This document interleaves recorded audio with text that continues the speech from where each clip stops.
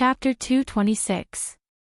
Just thinking about it, if these people's target was him, the burly man felt a chill run down his spine. That was practically a death sentence. That Senior Han had become famous 20 years ago. At that time, his martial arts were already top-notch. Now, he was probably even more unfathomable. Even if he hadn't stepped into the Grandmaster realm, he wasn't far from it. If one could become his disciple and receive his guidance, their martial arts cultivation would definitely improve. Regardless of whether or not they had any grudges with that woman, just this one condition was enough to make countless people scramble like ducks. Zhao Yuanwei could be considered half a person of Jianghu.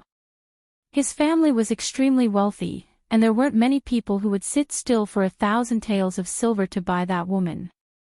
He had originally only wanted to gather some people to avenge his brother, but now that things had developed to this point, it had long since gotten out of his control. At this point, apart from his group of people, who knew how many people were eyeing that woman. With such a large commotion, it was impossible to hide from the authorities. Those who could accept this kind of transaction or who had a grudge with that woman were definitely not clean. If this dragged on for too long, it wouldn't be a good thing for them. I have to make my move as soon as possible to avoid long nights of dreams. In an instant, the burly man had already made his decision. On the mountain path, Fong grabbed the midget's collar and lifted him up, fiercely asking, "Speak. What kind of evil plan do you have? Who sent you?" After experiencing the matter of the young master being kidnapped last time, Fong hated this kind of person to the extreme. This guy was lying in ambush on the side of the road. He definitely wanted to harm the young master.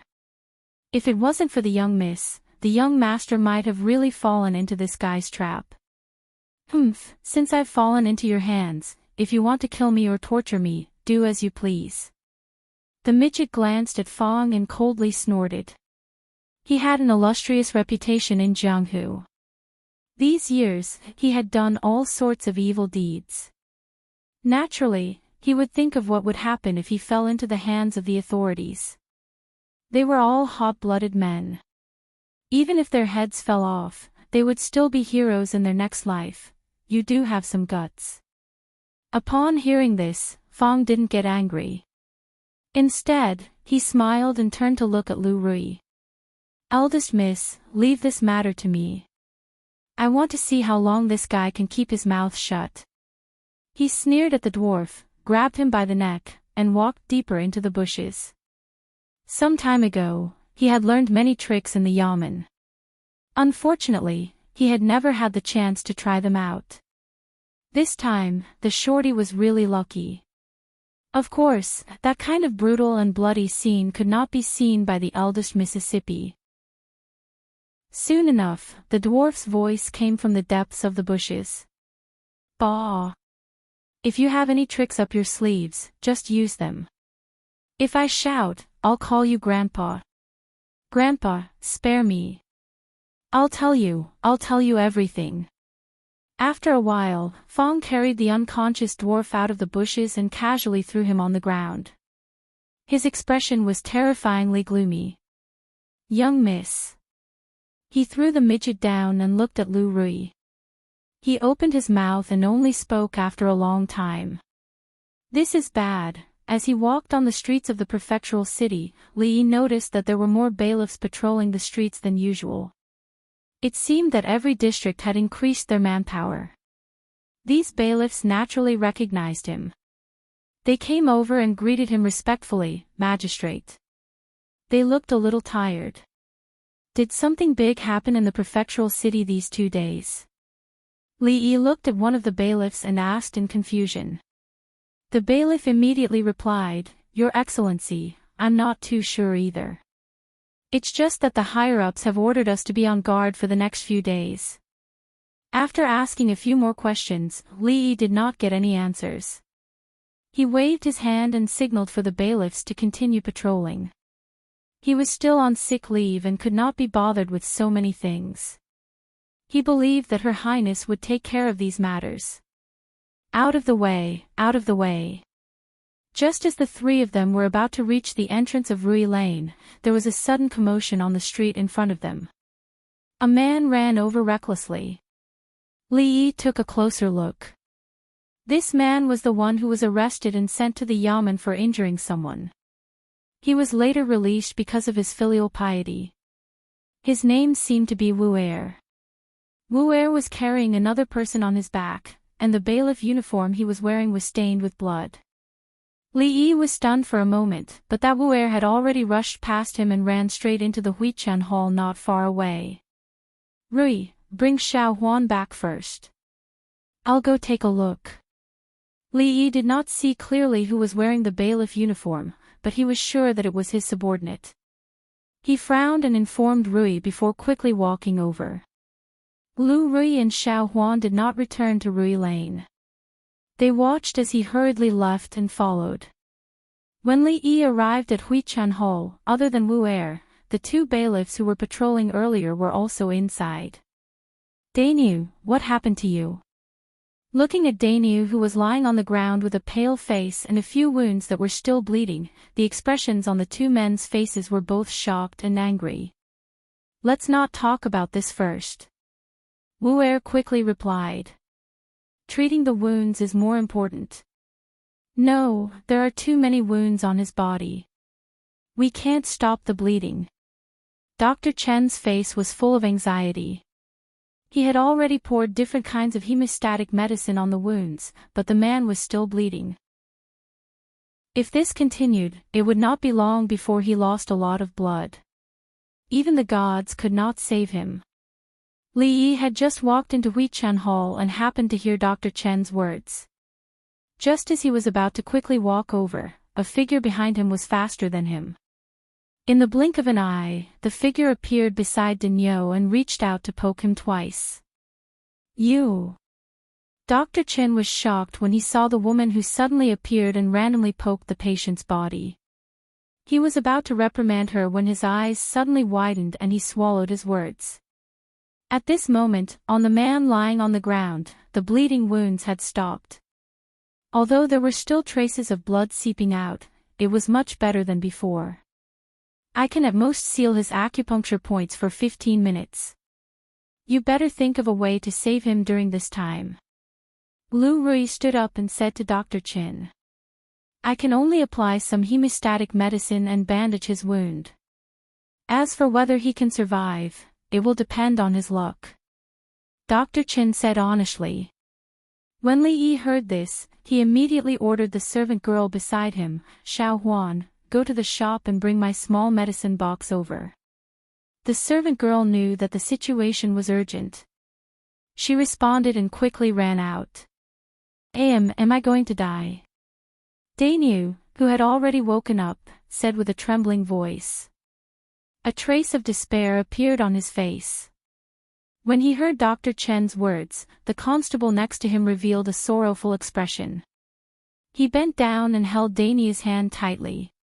He said, Brother Dainu, don't worry. If you die, I will take care of Auntie until she dies. Good brother. Dainu's face revealed a grateful expression. Don't worry about my nephew. I will take care of him until he grows up. The constable continued. The area that Dainu was patrolling today should have been him. If it wasn't for the fact that he wanted to be closer to home and swap places with Dainu, he would have been the one lying here. As for sister-in-law, I will help you take good care of her. Brother Dainu, you can go in peace. The constable's heart was filled with sorrow and he held Dainu's hand even tighter. Dainu's pale face suddenly changed. He turned and grabbed Dr. Chen's arm and said with a trembling voice, Doctor, save me. I don't want to die. Chapter 227. Dr. Chen had a helpless look on his face. If it was any other injury, it would be fine. However, this kind of bleeding wound was the most difficult to deal with. He could only do his best. Even on the battlefield, this kind of minor injury would only be treated with a simple bandage. If the injury was too serious, he could only add a knife to help the patient. Daniel looked at Dr. Chen's expression and suddenly had a bad premonition from the bottom of his heart. Why could he faintly feel the same aura from this old doctor as the bald man with the bone-paring knife? It was as if the bald man would stab him a few times in the next moment. "Young master, the medicine box is here." Xiao Huan ran in with a wooden box panting and handed it to Li Yi. The servant girl knew what was in the box. Other than some commonly used medicine, there was wine and needles.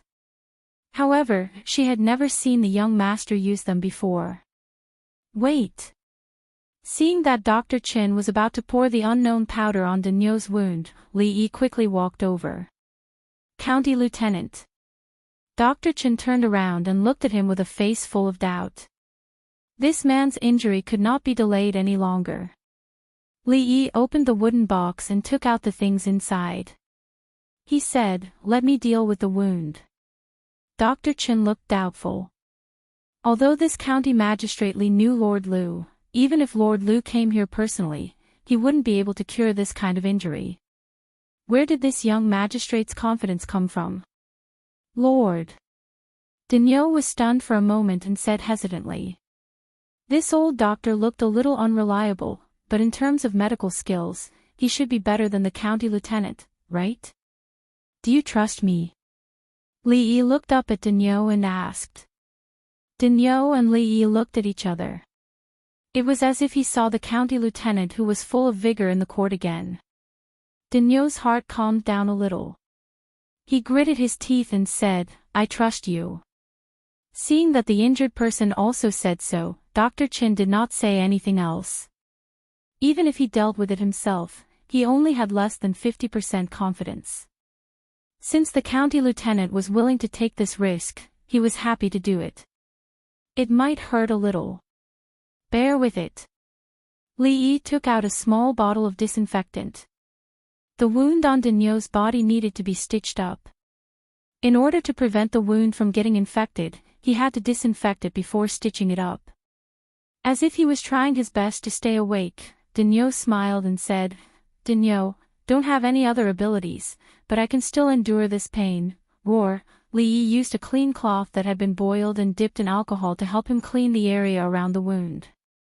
The moment he touched the wound, Daniel screamed. In later generations, iodophor was commonly used to disinfect because alcohol was too stimulating to the human body. Ordinary people could not tolerate it. That feeling might be even more stimulating than directly sprinkling salt on the wound. Li Yi glanced at him and continued what he was doing. If it wasn't for Daniel's powerful knockout drug, he might not even have the chance to stand here. This time, he had a chance to repay him. Hiss. Ah. Roar. When Li Yi was disinfecting his wound, Daniel did not look like a seriously injured person at all. He was full of energy and kept screaming.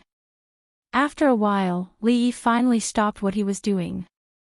He turned to look at Lu Rui and asked, "Is there any way to make him calm down temporarily?"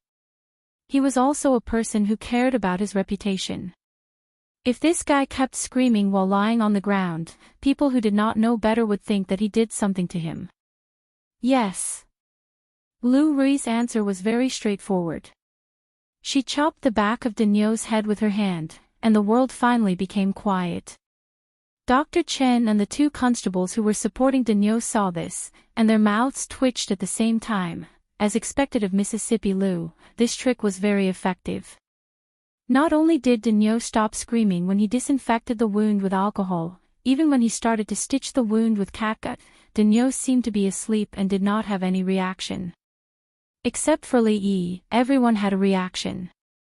Xiao Huan did not know what the needles and thread in the box were used for before, but now she knew.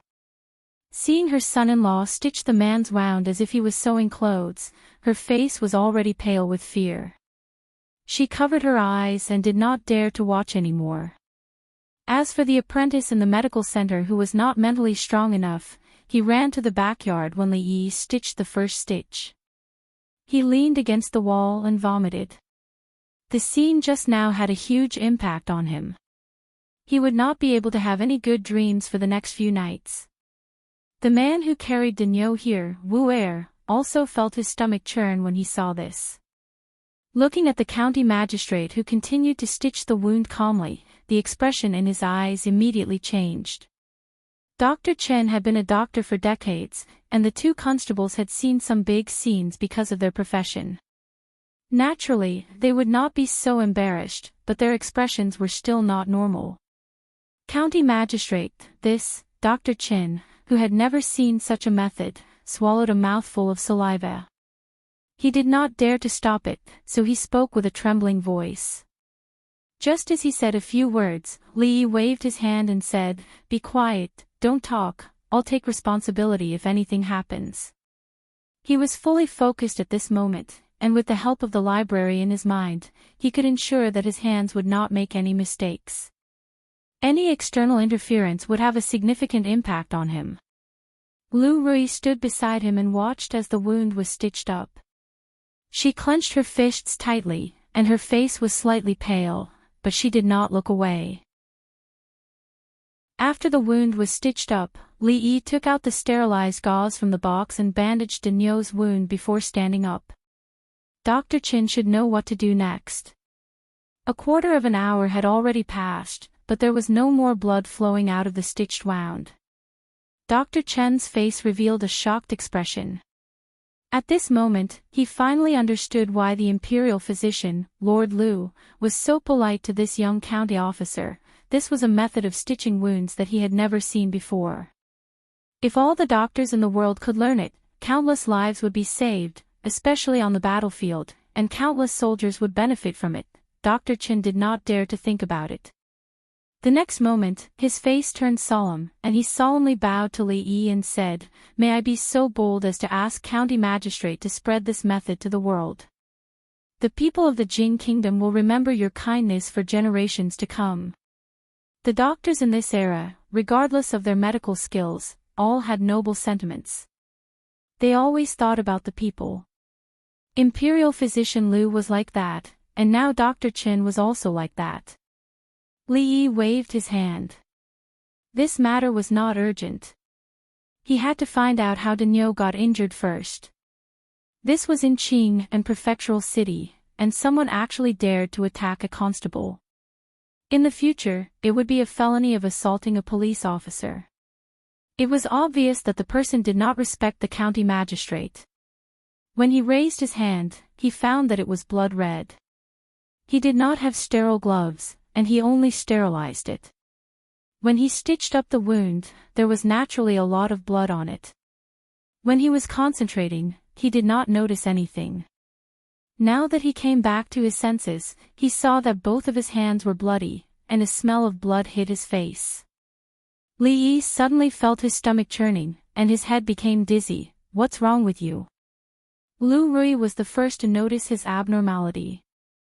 Just as he opened his mouth, he saw Dr. Chen's body shake a few times, and he fell straight back. Chapter 228. After the wound was stitched up, Daniel, who was no longer in any danger, was temporarily placed in the medical center. Lu Rui's hand chop was not light. Half an hour had passed, but he still had not woken up. No matter what, Daniel was finally out of danger. Before Li Yi could open his mouth to ask, the constable who was on good terms with Daniel looked at Wu Er and asked, "Who hurt Daniel? Where is the murderer now?" Daniel was injured because of him, so he naturally could not ignore this matter. Dr. Chen brought a basin of clean water, and Li Yi asked Xiao Huan to fetch a piece of soap from the shop to wash the blood on his hands. When Wu Er spoke, he raised his head and listened. "It was bone-paring knife, Zhu Tofu," Wu Er said. "What tofu?" The two bailiffs had clearly not heard of this name, and a trace of confusion appeared on their faces. The two were not people of Jianghu, so it was normal that they had not heard of Zhu Tofu. Wu Er was not surprised, and explained, "Zhu Tofu is a famous villain in the underworld, and he has a bad reputation in the underworld." He dared not say that in the entire Jianghu, but in the territory of Qing and Prefecture, there were not many people in Jianghu who did not know of bone-paring knife, Zhu Tofu. What bone-paring knife or butcher knife? This nickname is too ugly. As Li Yi was thinking about this, he noticed that when Wu Er mentioned Zhu Tofu, the corner of Lu Rui's mouth twitched. He wiped his hands clean, stood up, and asked Lu Rui, "You or that Zhu Tofu, who is more powerful?" Lu Rui looked at him indifferently, and did not speak, as if he did not care to answer. Li Yi suddenly understood. Compared to his sister-in-law, that Zhu Tofu was far from enough. The bailiff who spoke just now gritted his teeth and said, "Who cares about him? Dania has no grudge against him, but he was so ruthless. Where is he now? I will go back to the government office and call a few more brothers. We must arrest him." "Absolutely not." Hearing this, Wu Er waved his hand and said, that Zhu Tufu is one of the top experts in the Green Forest. He came to Qing and to take the life of the woman from the willow leaf stockade. He has gathered a large group of Green Forest experts around him. You must not act rashly. Wu Er himself could be considered half a man of Jianghu, so he knew very well how powerful those people were when they gathered together. Not to mention a few constables, even all the local government laborers would not be a match for them. The only reason that the injured constable was still alive was probably because Zhu Tofu had some misgivings and did not dare to kill anyone in the prefectural city. Even so, if it were not for the fact that he happened to see the constable named Daniu when those people left, he would have lost his life due to excessive blood loss. Wu Er, who was busy stopping the two bailiffs, didn't notice that after he said those words, the beautiful woman and the county lieutenant's expressions turned extremely unsightly. "What did you say?" Lu Rui flashed and appeared in front of Wu Er. She stared at him and asked, "What woman from the Willow Leaf village?" Wu Er was stunned for a moment and did not know what was going on. Could it be that this young lady also had a grudge against that woman? At this moment, there was no time for him to think too much. Li Yi had already walked over with quick steps and said with a serious face, "What do you know about this matter? Tell me everything." Okay, Wu Er was very grateful to the county lieutenant, who he was indebted to. After a moment of daze, he organized his thoughts and told him everything he knew, regardless of whether it was important or not. The county lieutenant has just been in office, so you may not know, but in the past 2 years, many people from the underworld who were wanted by the government have been captured in Qing and prefecture. Wu Er had 2 brothers in his family.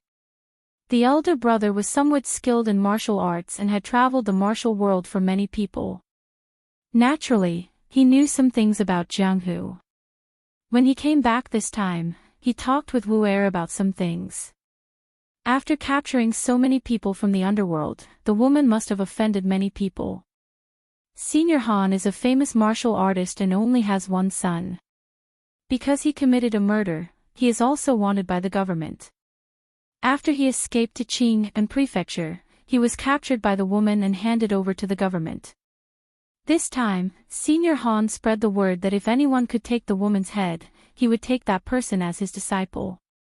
Also, Officer Zhao of Chuzhou, although I don't know what kind of grudge he has with the woman, he also put 1,000 taels of silver on his head. Listening to Wu Er's story, Lu Rui's face gradually darkened. She knew very well what her sister had done in the past 2 years. If it wasn't for capturing these wanted criminals and exchanging them for money and food, the family would have run out of food a long time ago. They wouldn't have been able to survive until she kidnapped Li Yi. In the past 2 years, her sister would often go out for a few days. When she came back, she would occasionally have some scars on her body. She would keep some of the rice and food she received from the government and distribute most of it to the family. If it wasn't for this, who knew how many people would have died during the 2 years of famine? And the thing that she had been worried about had finally happened. How many people are there? Li Yi looked at Wu Er and asked in a low voice. Wu Er thought for a moment and said, with a bone-paring knife, Zhu Tofu and Death Rush, Cui Yen as the leaders, the number of people from the underworld is the highest. There are about 30 of them. Although Senior Han and Officer Zhao also attracted many people, most of them acted alone. Although there are more people, I heard that the woman is very skilled in martial arts and is much less of a threat than the former. In the end, Wu Er had only heard about it. This was all that his brother had revealed to him. Senior Han, Officer Zhao, are these the so-called heroes of the martial arts world? Li Yi said in a low voice. When he turned around to look, Lu Rui had disappeared without him noticing. Wu Er snorted and said, although Zhu Tofu and Chui Yan are skilled in martial arts, they are not heroes. In the eyes of true heroes of the martial arts world, they are just a group of powerful bandits.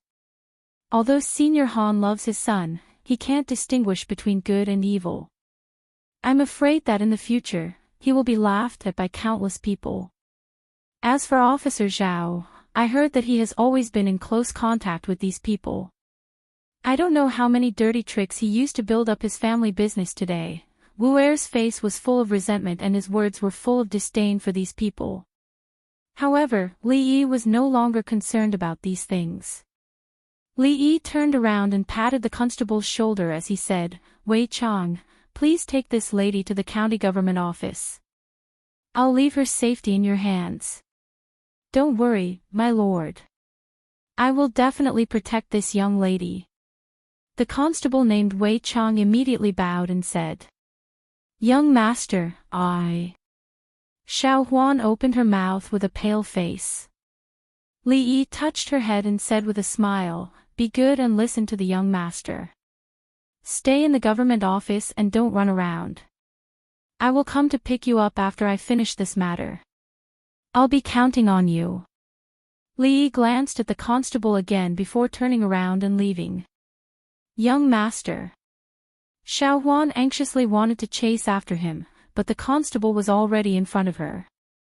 Constable Wei touched his nose and said with a bitter smile, Young lady, please listen to the county lieutenant and follow me back to the government office. Lao Si, you can't die. If you die like this, how are we going to live? In the Willow Leaf village, a woman in coarse clothes knelt on the ground and wailed. In front of her, a middle-aged man was lying on the ground. His face was pale and there was a trace of blood on the clothes on his chest. The 7 or 8-year-old naughty boy stood there in a daze. He didn't know what to do with the scene in front of him. After the woman pinched his thigh, he immediately shriveled up and wailed. Seeing this, the onlookers looked at each other. They had just arrived when they heard the noise and didn't know what had happened. Fourth aunt, fourth uncle is only slightly injured. He won't die. Lu Rui lowered her head and said to her. If it weren't for you, would Lao Si be beaten up like this? It would have been better if Lu Rui hadn't opened her mouth. The moment she opened her mouth, the woman immediately glared at her and said, You have offended those Jianghu people. Now, they want to kill you.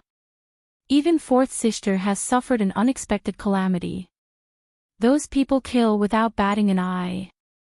When the time comes, even we will be buried with you.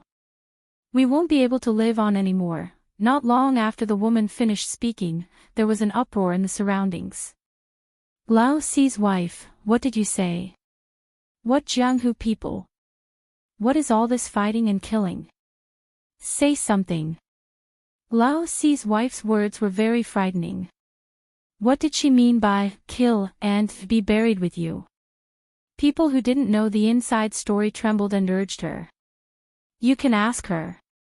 The woman stretched out her finger and pointed at Lu Rui, saying, she just had to provoke those murderous geniuses. Great, now she's dragging our entire stronghold down with her. If it wasn't for the fact that fourth brother's hands and feet were injured and he still had some martial arts left, I'm afraid he would have abandoned us mother and son to die first. In any case, I can't stay in this stronghold anymore. You can stay if you want, but don't blame me for not warning you. The woman helped the middle-aged man up from the ground and walked back to their house. Before they left, she even kicked the naughty child beside her and scolded, What are you waiting for? Go home and pack your things to escape.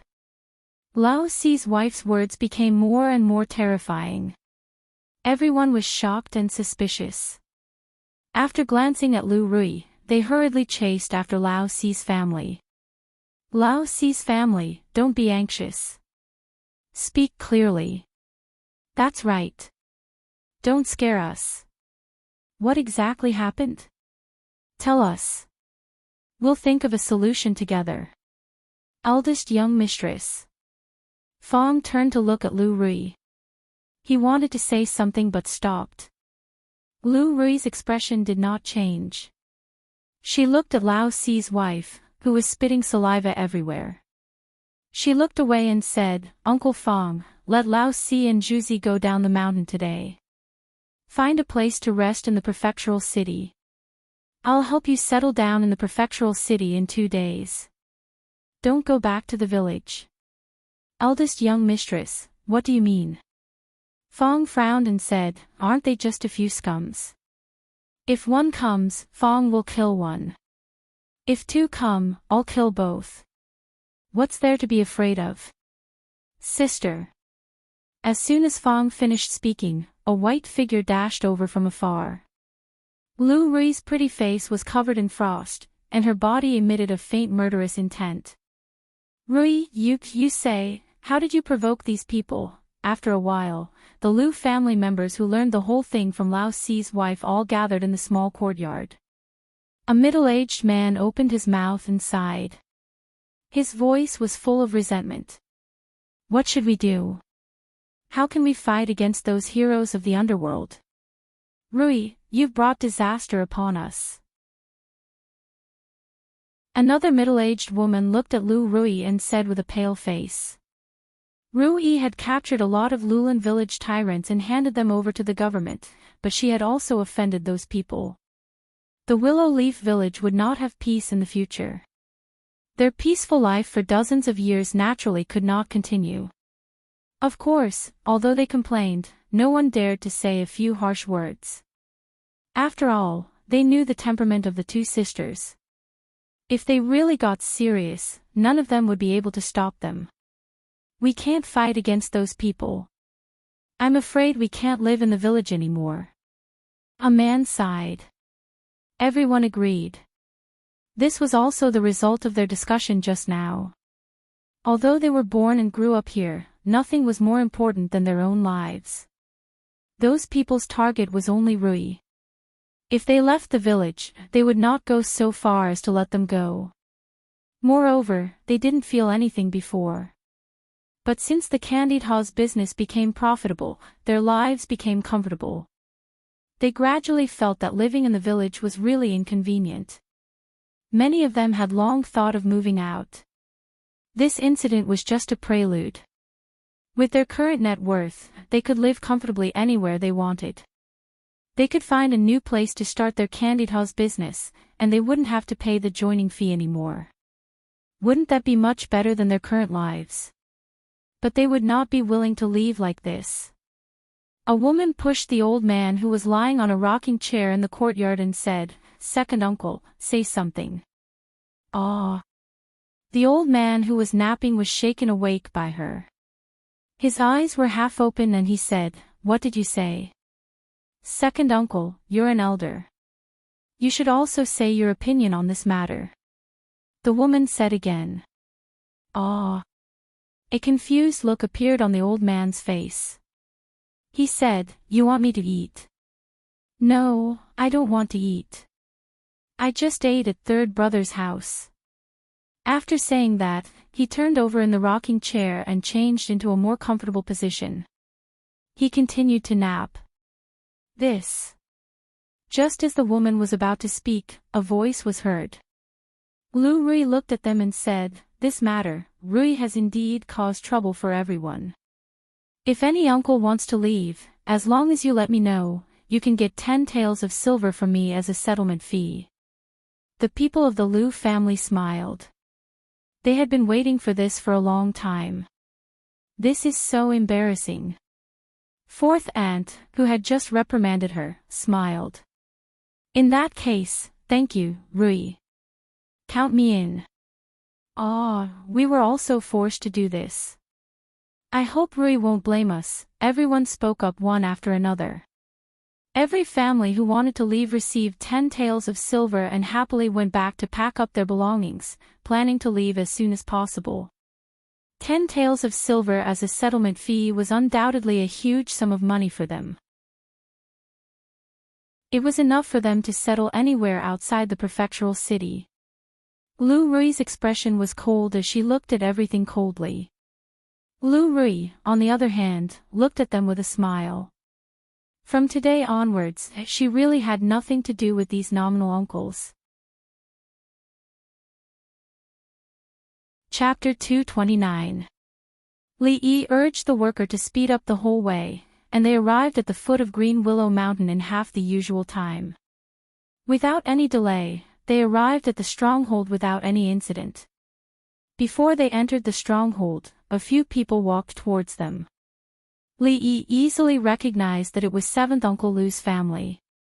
When they first wanted to enter the candied hawthorn business, he was one of the first to speak up. At this moment, this family was full of bags of various sizes, and even the 2 brats were no exception. When they saw Li Yi at the entrance of the stronghold, 7th Uncle Lu and his wife froze for a moment. The expressions on their faces became strange. They didn't greet him and walked straight past Li Yi. The 2 brats stopped in their tracks and raised their heads to look at him. They called out in a low voice, "Mister," and turned to chase after their parents. Li Yi stood where he was and looked into the stronghold. A few blurry figures carrying luggage walked towards him. Among these people, there were members of the Lu clan, and there were also ordinary villagers. The way they looked at him could be described as strange. More people brushed past him without saying a word. Occasionally, some people would come up to him and clasp their hands in thanks. For those villagers who didn't even have land, 10 taels of silver was enough for their entire family to spend for 2 years if they were frugal. Although Rui was only the head of the stronghold in name, and they had never acknowledged her in their hearts, from this point, it could be seen that she treated them well. These people didn't hold any resentment in their hearts, but they were more or less reluctant to leave the place where they had lived for so long. He didn't know if it was Li Yi's imagination, but when he walked through the stronghold, he felt that it was much more spacious than before. It wasn't until he reached the front door of his house that he heard a rough voice coming from inside. "Eldest miss, what are you saying?" "I'm not leaving. I won't leave no matter what. I've lived for so long, how can I be afraid of these little thieves?" This was Fang's voice. Another voice followed, "Hee, young miss, we all know where the food you gave us for the past 2 years came from. If we leave now, are we still human?" After this voice was heard, several voices in the courtyard immediately echoed it. Bullsh *T. Do you really think we're pushovers? We'll listen to Fang this time. We won't leave. When Li Yi pushed the door open and walked in, everyone turned to look at him. Lu Rui was stunned. The next moment, she quickly walked over and asked, "Husband, why are you back?" Li Yi looked at her and said, "Everyone, follow me back to the prefectural city. No matter how bold they are, they won't dare to act wildly in the city." There were more than 1,000 guards in the prefectural city. As long as those people appeared in large numbers, the government would not ignore them. If those people dared to make a move in the prefectural city, they would not be able to escape even if they had wings. But here, they did not have to worry so much. "Husband, you know all about it." Lu Rui looked at him and asked. Li Yi looked at her. Was she planning to hide such a big thing from him? Lu Rui smiled and said, "What will come will come. Don't worry, husband. Actually, I'm very skilled in martial arts. Those people are nothing to be afraid of." Lu Rui knew better than anyone else about the methods of the people in the forest. If she did not teach them an unforgettable lesson, she was afraid that there would be endless trouble in the future. She could be a thief for 1,000 days, but she could not guard against thieves for 1,000 days. Although she was not afraid of them, it was hard to guarantee that they would not attack from other areas. She turned around and pointed at a few people, including Fong, and said, "Uncle Fong, you go back to the city with the son-in-law first. I'm enough here." No, although Rui was skilled in martial arts, it was difficult for 2 fists to fight against 4 hands. Wu said that there were dozens of them. Li Yi could not let her stay here no matter what. However, just as he was about to object, he suddenly felt a sharp pain at the back of his neck. In the next moment, dizziness and darkness came over him. "Husband, I'm sorry." He saw Lu Rui take back her hand and hold him up. She looked at him apologetically, opened her mouth, and then lost consciousness. "Uncle Fong, I'll leave the son-in-law to you." Looking at first Miss and then at the fainted son-in-law, Fong finally nodded helplessly. When Li Yi woke up, he felt that the whole world was shaking. He opened his eyes and the ground below him was moving backward rapidly. This posture was very familiar, and the feeling was very familiar. The horse under him was even more familiar. "Stop!" Li Yi shouted. Fong, who was in front of him, pulled the reins, and the horse gradually stopped. Fong kindly reminded him, "Son-in-law, don't think about going back. First Miss will knock you out again. I'm afraid it won't be so easy for you to wake up the second time." Fong's words were very reasonable. Although she had a gentle temperament, it was not easy to change her mind once she had decided on something. At least, Li Yi could not change her mind. He would settle the score with her after this matter was over. The most important thing was how to get through the current crisis. Li Yi sat up straight on the horse and urged, "Go to the prefectural city." After entering the prefectural city, Li Yi did not return to Rui workshop. Instead, he and Fong went straight in the direction of Prince Ning's mansion. Now, he could only rely on Li Xian's power. The bailiffs and bailiffs of the county government were not enough in front of those people. The guards of Prince Ning's mansion were all skilled and there were many of them. If he could borrow some, it would be a great hindrance to those people. "Young master, please wait here for a moment. I will immediately go and inform the crown prince." The servants of Prince Ning's mansion had a very good memory. Last time at the Wang Fei's birthday banquet, housekeeper Wang was very polite to this young master. Of course, he didn't dare to slight him now. He politely had Li Yi wait here and quickly ran in. "Son-in-law, is that pretty boy really the young prince?" Fong had long known the identity of Li Xian, but he still couldn't connect that unreliable pretty boy with the crown prince of Prince Ning. "That's right." Li Yi nodded his head. After receiving confirmation from Li Yi, Fong's worried heart finally relaxed. He didn't know how strong the power of the Prince Ning's mansion was, but the guards that he was familiar with were not just for show. If there were a few more of these people, he would have more confidence in dealing with the motley crowd. "Apologies, the young prince is not here." The servant went in quickly and came out quickly. He spoke apologetically to Li Yi. "Not here." Li Yi furrowed his brow and said, "Please help me inform the crown prince that I want to see the crown prince." Li Yi had never interacted with Prince Ning before. If he hadn't encountered a situation like today, he probably wouldn't have gone to see the crown prince of his own accord. But at this moment, he couldn't care so much. The servant still had a smile on his face and said, "Young master, my apologies, but the crown prince is also not in the fu." The expression on Li Yi's face froze and he seemed to understand something. He turned to look at Fong and said, "Let's go." "Go where?" Fong was puzzled. He hadn't even seen the person he was supposed to see. Why was the son-in-law leaving? "The medicine shop." "Why are we going to the medicine shop?" Fong was even more puzzled. "To buy some arsenic. If we can't beat them, to avoid being humiliated, it's better to take some medicine and commit suicide." Seeing Li Yi and old Fong silhouettes disappear from afar, the servant looked around and returned to the prince's mansion. He passed through several long corridors and knocked on the door of a certain building. After getting a response, he pushed the door open and walked in. "Your Highness, they have been sent away." "I know. You can leave now." A voice came from the table in the middle of the room. The servant bowed respectfully and slowly retreated.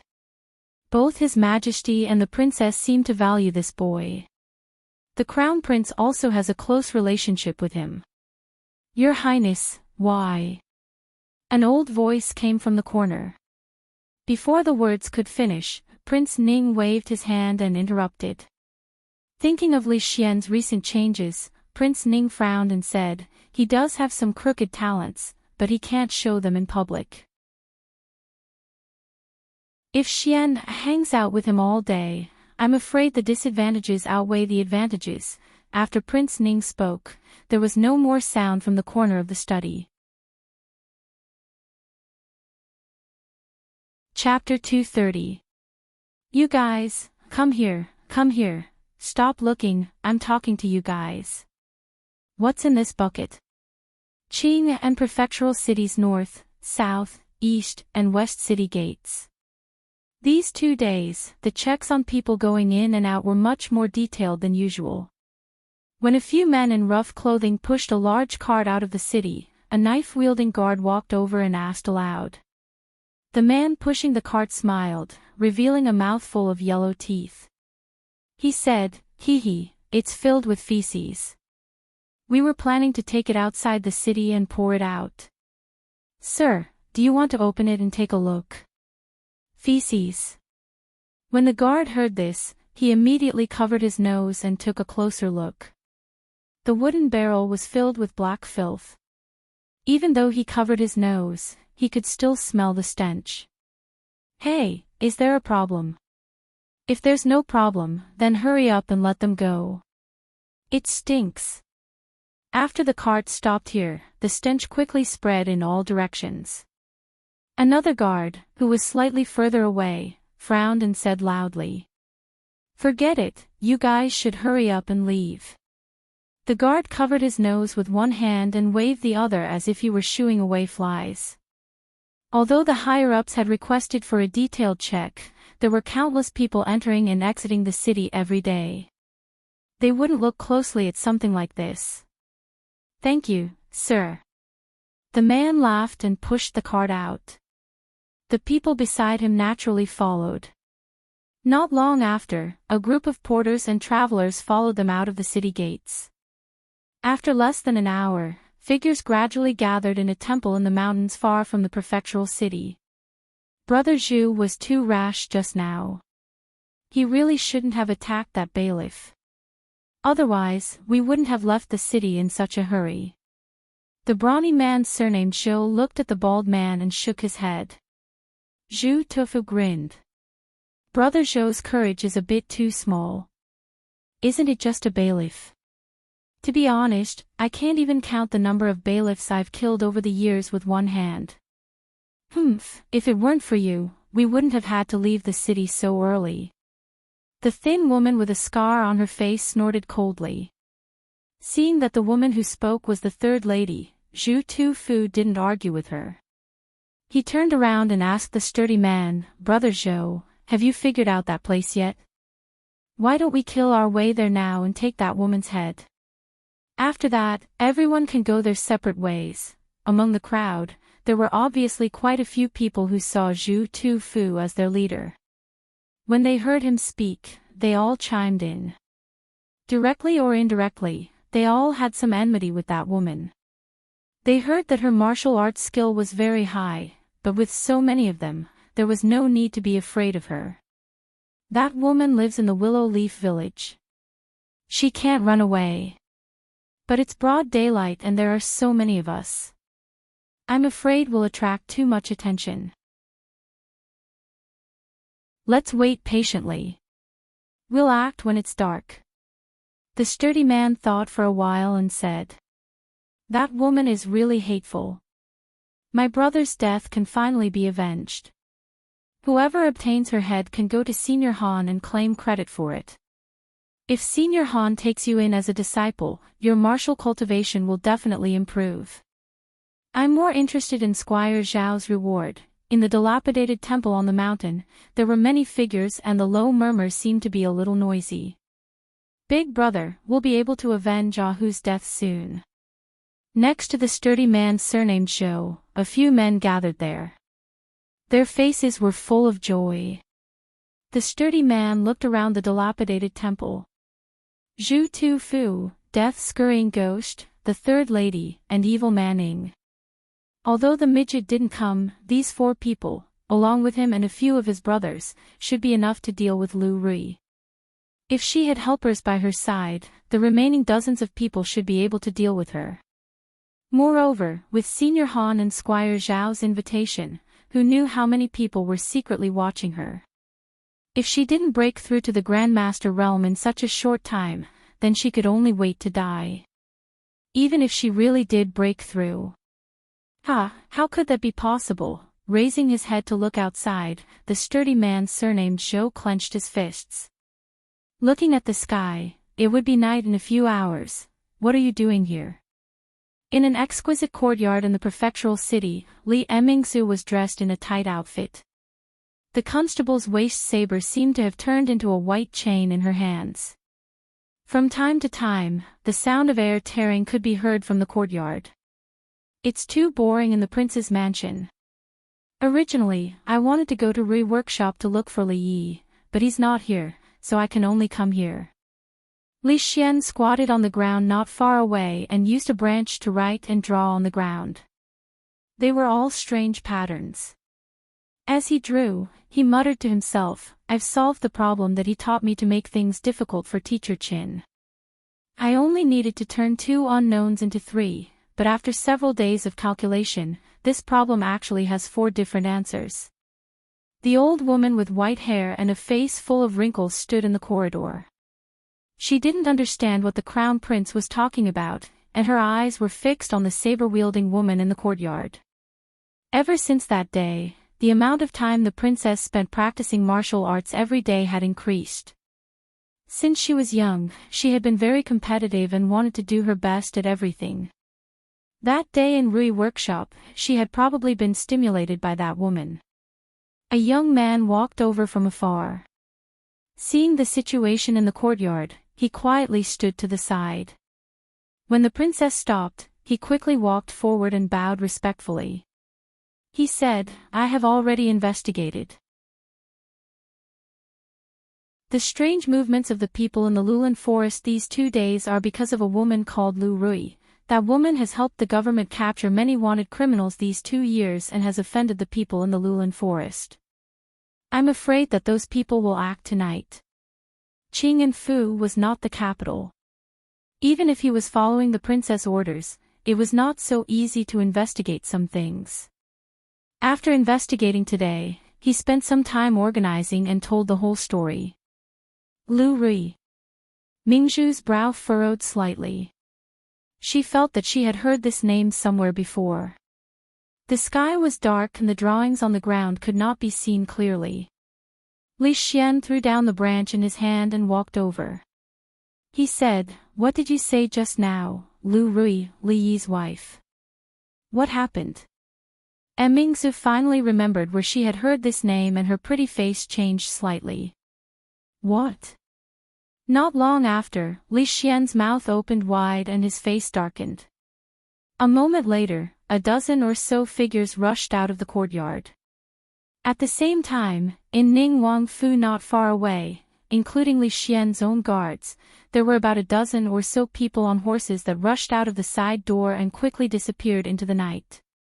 Princess, wait here patiently.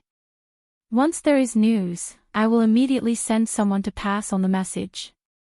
The old woman had already straightened her back.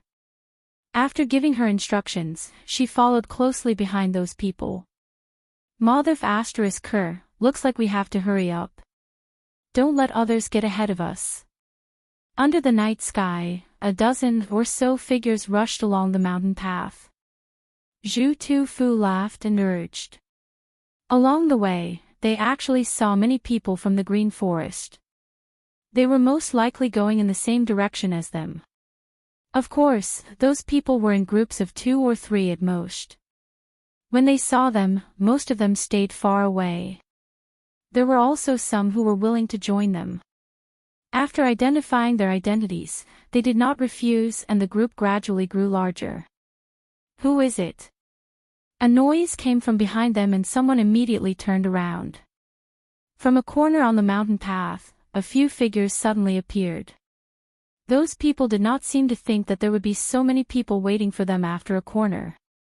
They seemed to be frightened by the situation in front of them. They stood where they were and did not move.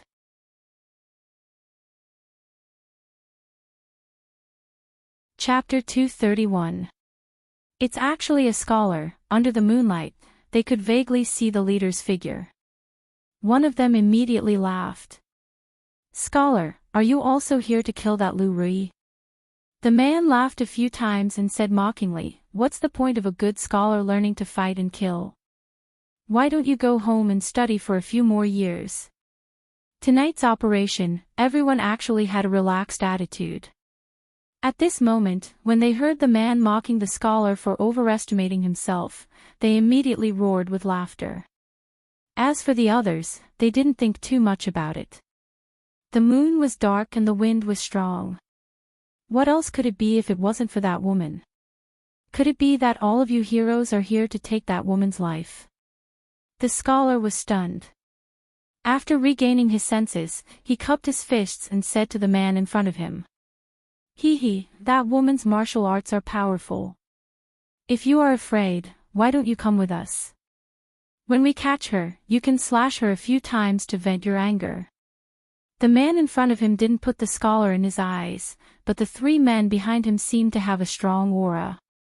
They were worth roping in. A look of pleasant surprise appeared on the scholar's face, and he hurriedly said, "In that case, I'll have to thank this hero.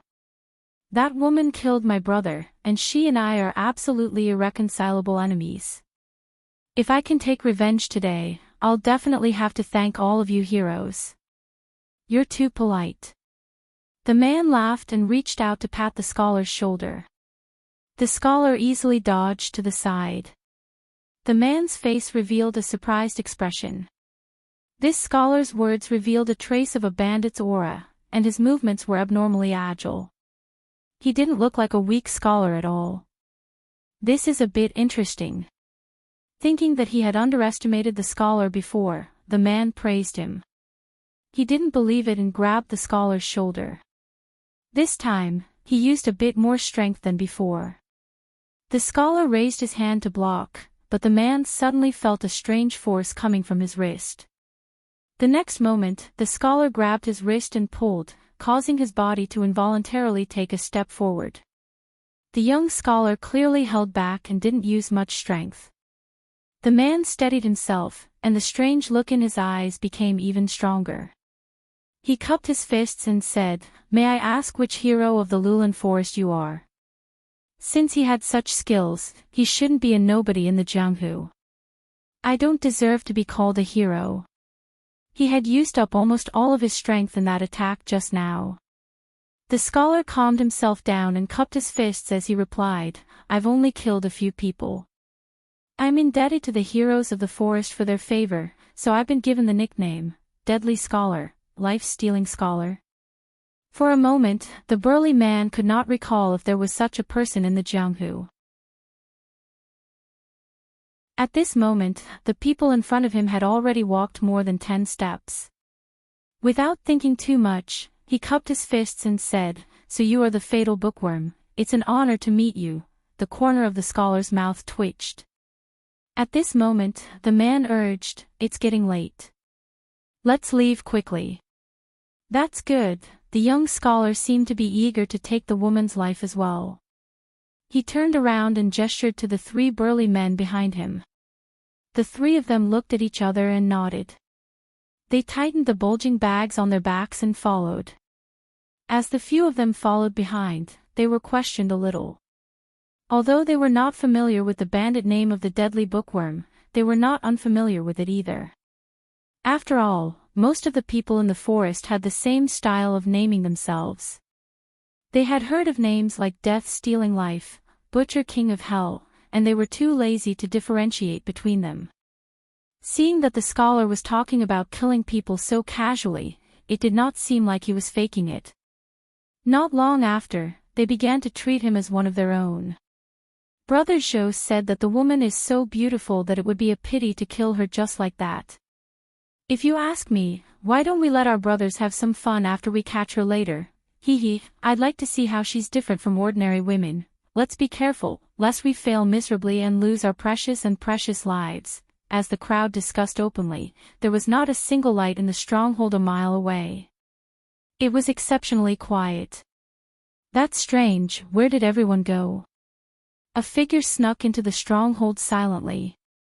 He wanted to capture someone and interrogate them about the woman's residence, but after going through a few courtyards, he did not see a single person.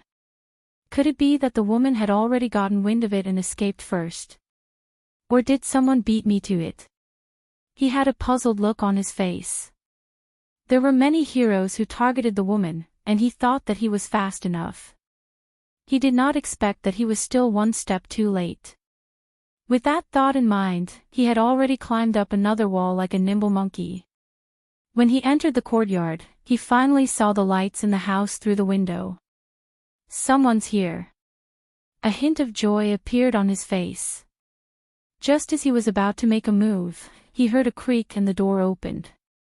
A hunched figure walked out from inside. The person was stunned for a moment before he immediately pounced on him. Under the moonlight, the cold edge of his blade gleamed, and a chilling voice could be heard. "Old man, where is that Lu Rui? Answer me honestly and I'll spare your life." Bang! The skinny man punched the figure in black back. When the other party swung the weapon in his hand again, the skinny man suddenly sped up and punched the man's neck. With a crack, the man's eyeballs looked like they were about to pop out of their sockets. His neck tilted and he fell to the ground, no longer breathing. "That's the fifth one." He threw the man's body to the side. There were several figures lying on the ground. After a muffled sound, a black figure was thrown out from the courtyard wall, and there was another body on the ground. "The sixth one." He murmured, wiped the blood from his arm, and retreated into the courtyard wall. There were many people in the courtyard. When he walked in, a woman saw his arm and immediately helped him to the side to bandage the wound. A moment of carelessness, a moment of carelessness. When a few men walked over, he smiled awkwardly and said with some embarrassment, "Why are you here?" The man in the lead looked at him and asked with a frown. "The few of them are enough to guard the back.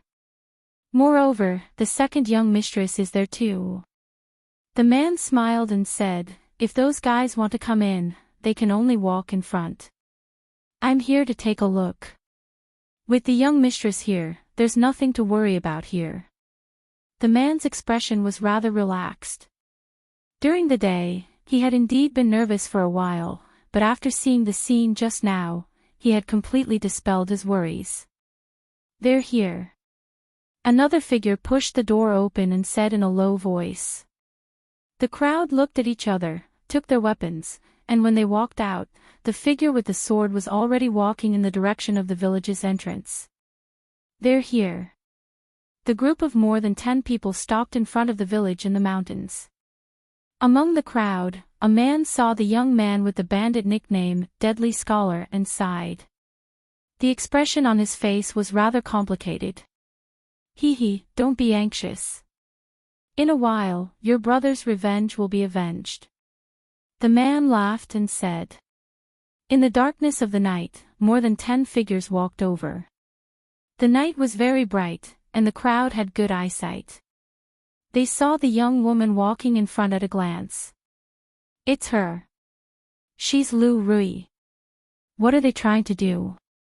Do they think that they can fight against us with just a few people?" The crowd began to speak. Bone-paring Knife, Zhu Tofu, Death Rush, Cui Yen, the burly man with the surname Zhou, and the third lady narrowed their eyes. Their faces were filled with vigilance as they held their weapons in their hands. That woman knew that they were coming, but she was not afraid at all. There must be a trap, and they could not let their guard down. Heroes, I have an irreconcilable feud with that woman. If I don't kill her with my own hands, I'm afraid I won't be able to think straight. Let us go and meet her first. All of a sudden, a voice came from the back of the crowd. Everyone saw the deadly bookworm glaring at the figure in front of him. His face was contorted and filled with hatred. A few of the men beside him placed the bags on their backs on the ground, drew their weapons, and charged forward. This sudden scene caused everyone to be slightly startled. For him to be this impatient, it would appear that there was some sort of blood feud between the life-stealing scholar and Lu Rui. Including Zhu Tufu and the others, no one stopped him. They were glad that someone was willing to take the lead and test the woman's strength. It was a good opportunity to see if the woman was up to no good. The few of them quickly rushed to the woman's side, but they did not see the clash of swords and weapons that they had expected. While they were puzzled, one of them suddenly exclaimed, "What's that sound?" Buzz, a faint sound could be heard faintly in the crowd's ears.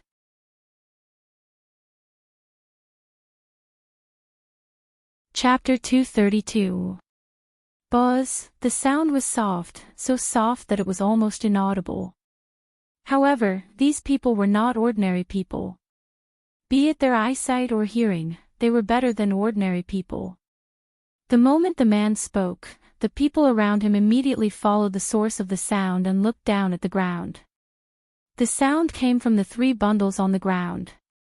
The deadly bookworm's men put them down just now. Everyone's attention was on the people in front of them just now, so not many people knew what the 3 men were doing behind the crowd. At this moment, one of them used his weapon to open the bundles and finally revealed the things inside. Although the moonlight was still bright, there were many people around and the ground was dark. The few people who surrounded them could only see a few black things that looked like clay pots. The sparks of fire flickered and went into the fist-sized black things. "What the hell is this?" one of them mumbled and scratched his head, confused. "What's going on inside?" A few voices came from the outside. The 3 men had placed the bundles right in the middle of the crowd. At this moment, more than 10 people were surrounding them and watching. The people outside had no idea what was going on, and their voices were filled with shock and doubt. "Husband, Uncle Fong, you guys." The calm expression on Lu Rui's pretty face disappeared instantly. Seeing Li Yi and Fong running over from the crowd, her expression changed drastically. "I'll deal with you later." There was still a faint pain at the back of her neck. Li Yi glared at her. While Lu Rui was still in a daze, he pushed her to the ground and rolled to a place not far away that was slightly lower than the ground.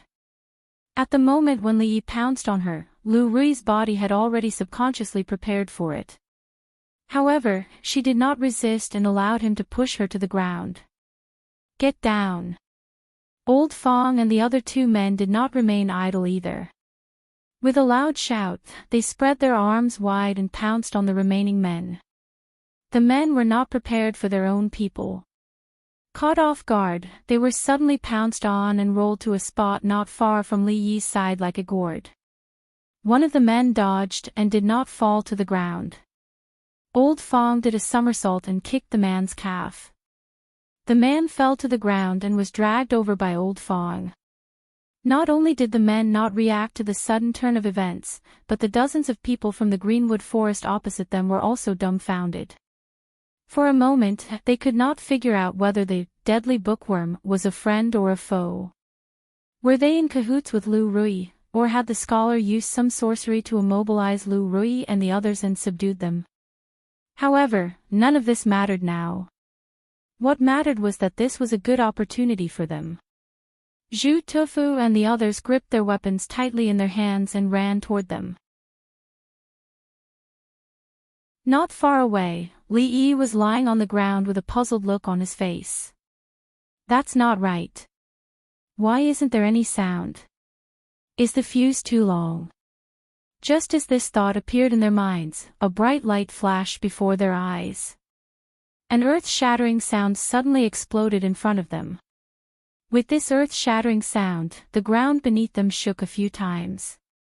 Even though Fong and the others had seen the power of a miniature version of gunpowder and were mentally prepared for it, they were still frightened by the sound just now. He got up and looked in that direction. The huge firework hadn't had time to dissipate yet. Cold sweat dripped down from the foreheads of the three of them. When they thought about how they were able to stand here unscathed after carrying such a thing on their backs, the three of them immediately felt as if they had just survived a disaster. If it had exploded on their backs, not even a complete corpse would have been left behind. Hubby. Even though Lu Rui was a grandmaster, she could not maintain her composure at this moment. She looked at Li Yi in horror. She could not imagine that he was the one who had caused such a commotion. If they were in such a state, the other men were even worse off. Their minds were blank and their ears were buzzing. Because they were lying on the ground, they did not see what had happened in front of them. However, the earth-shattering sound made them feel weak in the knees and unable to stand up. At the same time, the old people, women, and children who were left behind gathered in a small courtyard at the back of the stockade village. Lu Rui and a few men were standing guard around the courtyard. At some point, they all raised their heads at the same time and looked forward. What's going on? The men's bodies trembled as a look of shock appeared on their faces. I'll go and have a look. Lu Rui gritted her teeth and said. She rushed towards the direction of the sound. In a small courtyard, a shocked old face peeked out from behind the door. What's going on? Is there thunder? Looking up at the sky, the moon was bright and the stars were sparse. The shock on the old face was even more intense. On the mountain road from the foot of the mountain to Willow Leaf Village, two groups of people on horses were galloping up. At night, the mountain road was rugged and difficult to travel. The people on horses were holding torches and the horses were not fast. When they encountered dangerous places, they could only lead the horses forward. We're almost there. Everyone, hurry up. The leader of the guards of Prince Ning Mansion said with a sullen face. This time, the Crown Prince had given a strict order to protect the safety of Li Li and his family. If they were late and made a big mistake, they would not be able to explain it to the Crown Prince when they returned. Half a mile ahead of them, the old woman led more than 10 masters from the palace. Their speed was even faster than the people on horses. A half-step grandmaster and a first-class master. If they have other companions, it shouldn't be difficult to deal with them for a while. The old woman murmured to herself and urged them. When she raised her head, they could vaguely see the village in the dark. Boom! At this moment, a bright light shot up to the sky. The old woman's body shook violently and she suddenly stopped moving. Although they did not receive her order, the dozen figures also stopped moving. Looking at the village in front of them that had returned to silence and darkness, they were shocked and bewildered. Behind them, the horses neighed. The guards of Prince Ning Mansion dismounted one after another. They comforted the frightened horses and looked ahead with frightened eyes. That bright light and loud noise just now. What was that? In front of the village, there were dozens of heroes of the underworld. Less than 10 of them were still standing where they were. After the 3 bags exploded in the crowd, more than 10 people in the middle were instantly thrown to the ground. Not a single body was intact. Even the people on the periphery were holding a certain part of their body and wailing in pain. The metal shrapnel mixed in with the explosives was enough to turn a human body into a sieve at the moment of the explosion. The unlucky ones were hit in a vital part and immediately stopped breathing. The lucky ones were standing a little further away and were only affected by the blast. At this moment, they were so scared that they collapsed to the ground. They were scared half to death by the strange scene just now. The few people who had rushed more than 10 steps with Zhu Tofu were the luckiest. Only one man fell to the ground, holding his bleeding throat. The rest of the people turned to look at the place where they had been standing. At this moment, it had become a hell filled with broken limbs. The weapons in their hands fell to the ground with a clang. Chapter 233. Black gunpowder was highly sensitive and easily flammable. It could be ignited with just a small spark, and it was extremely destructive. When a unit of gunpowder was ignited, its temperature could reach more than 1,000 degrees Celsius, and its volume could expand nearly 10,000 times, causing a violent explosion. These descriptions were what Li Yi had read from books. If the gunpowder was mixed with iron pieces, when it exploded, the power would be no less than that of a bullet, and it could easily penetrate a human body. Of course, the books in the library would not describe these things. This kind of sinister method was something Li Yi had learned from a transmigration novel. Time was tight, and Li Yi did not have the time to do a lot of experiments. After finding the formula of gunpowder from a book in a remote corner, he and Fong and the other two immediately started to prepare it. Fortunately, the process was smooth. This divine tool that had been verified by tens of thousands of transmigrators showed its power for the first time in this world. A huge pit was blasted on the ground. Within a radius of 10 feet from the center of the pit, there was no one alive, and there were countless broken limbs. The people in the forest who were further away from the center and standing on the periphery were not directly affected by the explosion. However, the bullet-like iron pieces and iron nails had scratched them, and even if the damage was not fatal, it was enough to make them lose their fighting power. Of course, there were people who were lucky enough to survive, but after personally experiencing the scene just now, the companions who were talking and laughing around them were now corpses on the ground, and the surroundings were like hell. How many people could still muster up the courage? Devil, he's a devil. A few tall men who were lucky enough to not be injured had pale faces, and their bodies were shaking like a sieve. A fishy smell quickly spread from their lower bodies. Under that kind of heavenly might, the heroes of the underworld and the martial arts masters were no different from ordinary people. The deadly scholar. Zhu Tofu's shiny head still had a piece of colorful intestine hanging on it. It had flown over from behind when the explosion just now. His expression was incomparably savage, and his eyes almost split apart from rage. The battle hadn't even started, yet the several tens of men he'd brought with him were almost completely annihilated, and the source of all this was actually the scholar that he'd never looked straight at from the beginning until the end. Damn it, he's a spy sent by that woman. The burly man surnamed Zhou's expression was extremely gloomy. He had never expected that they would be defeated by such a person.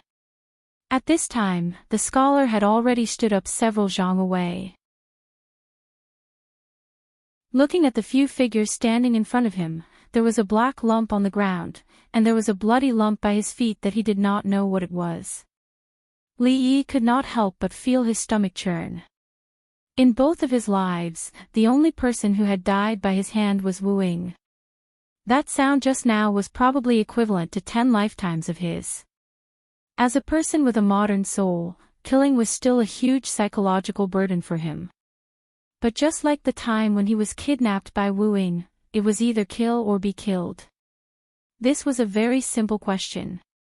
Living in such an era, you can be a hero of the underworld, and I can be a lazy county magistrate.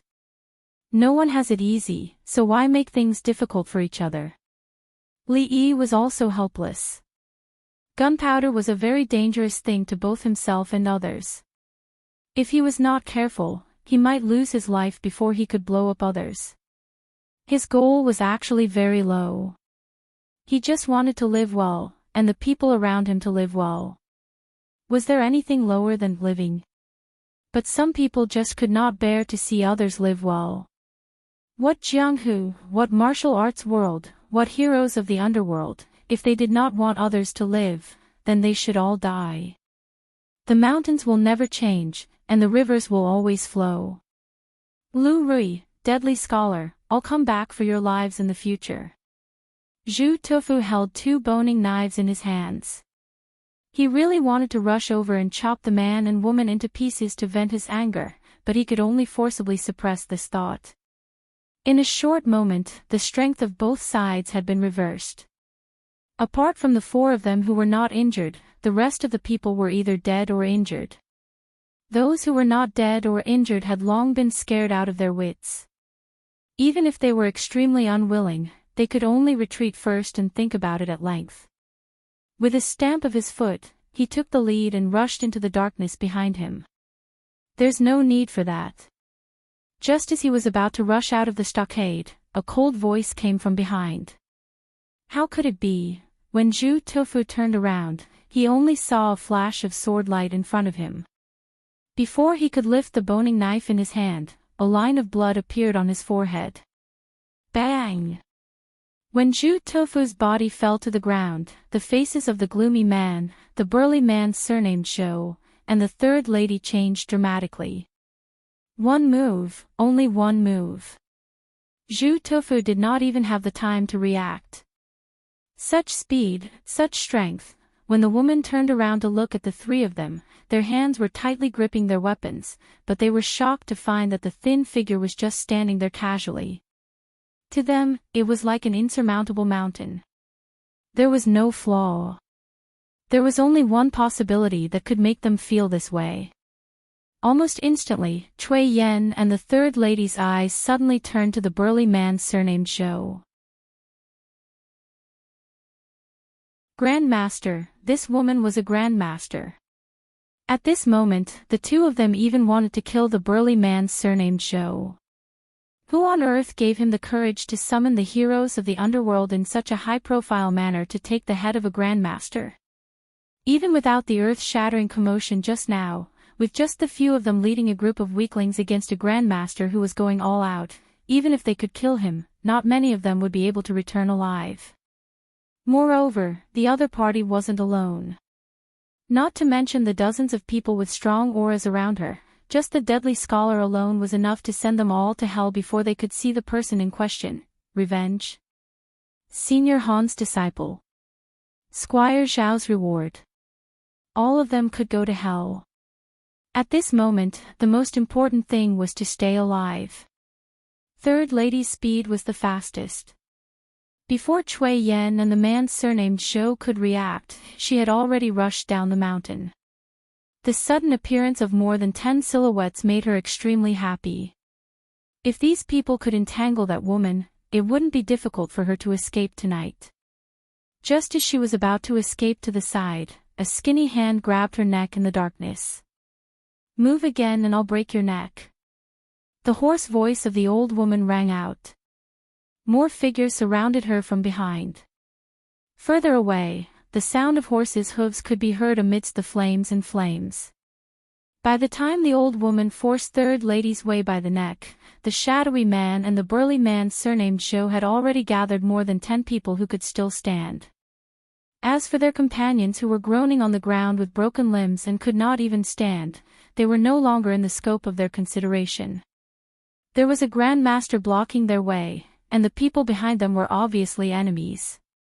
After some consideration, they felt that if they fought with the people behind them, they might have a chance of survival. With just the few of them, they would definitely die if they went up against a grandmaster. Kill!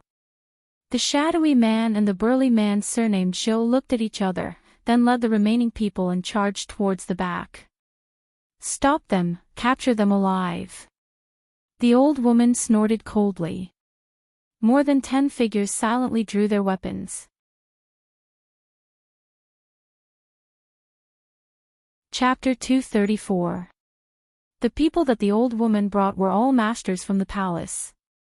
They were sent from the palace to protect Her Highness. If they couldn't even stop a few frightened mobs, they didn't need to follow the princess after they went back. They should just go and do whatever they wanted to do. The battle ended very quickly. It was a completely one-sided situation. Only the shadowy man and the man surnamed Shou held on for 3 more seconds. The next moment, several knives were put on their necks at the same time. The old woman knocked out the third lady and handed her over to her subordinates. She planned to come and ask about the situation. After taking 2 steps, she looked at the shallow pit in front of her and stopped.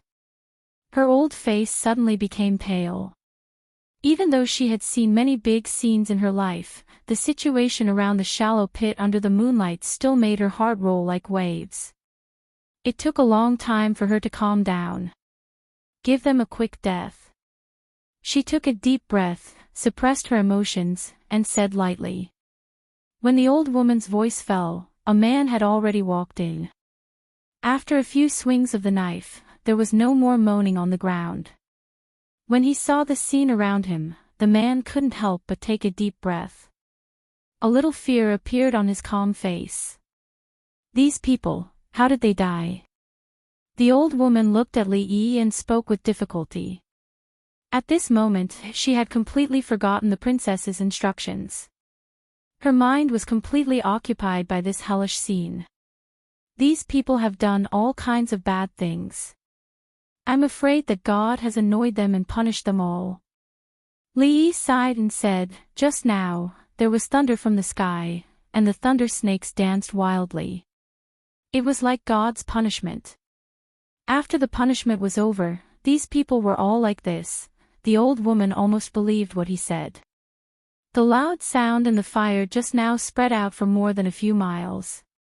It was really like the sky was falling and the earth was cracking. How could it be done by a human? She stepped on the air twice, moved her foot, and dug out a black iron piece from the soil. Then, she looked at the people lying on the ground. She didn't know what to think, but her old face showed a shocked expression again. Even if it was really God's punishment, it couldn't be to punish these evil people.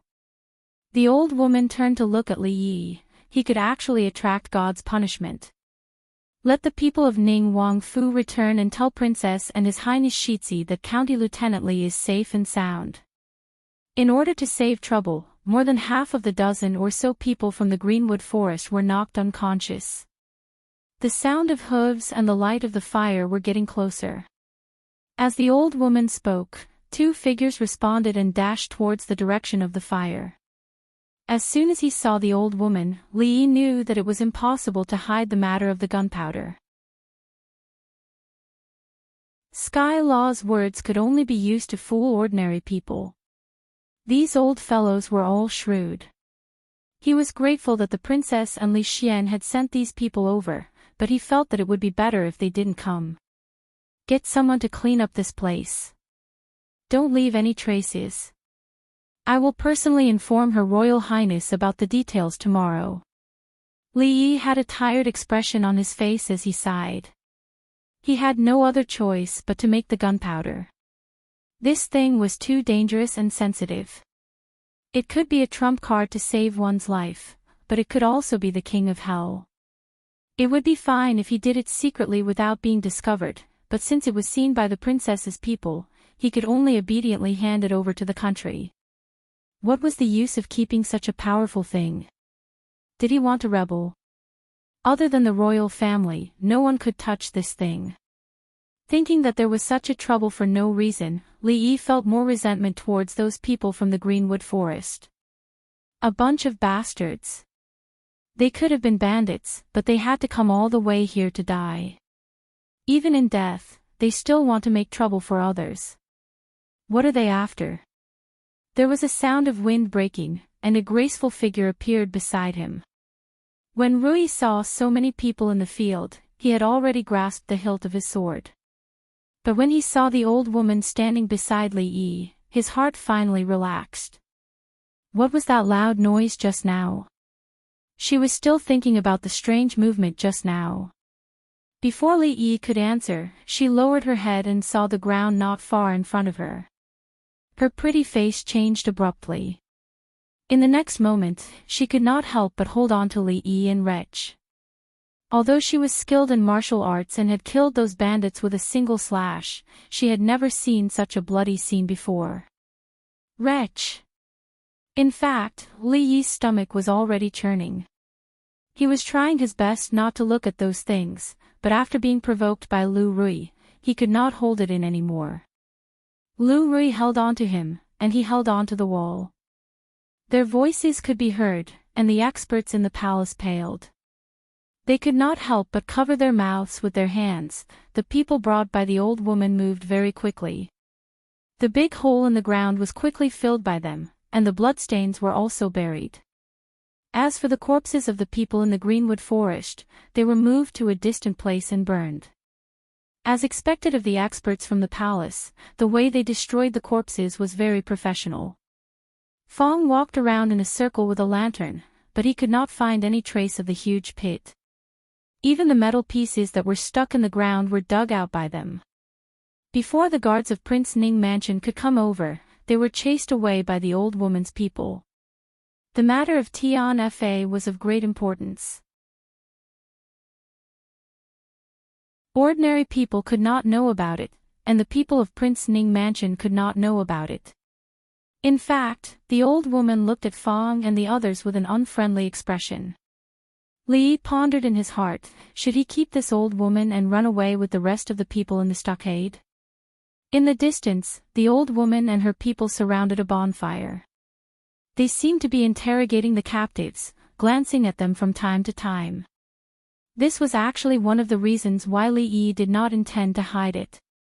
If all the people in the forest were dead and there were no witnesses, it would be fine as long as they cleaned up the scene and did not leave any traces.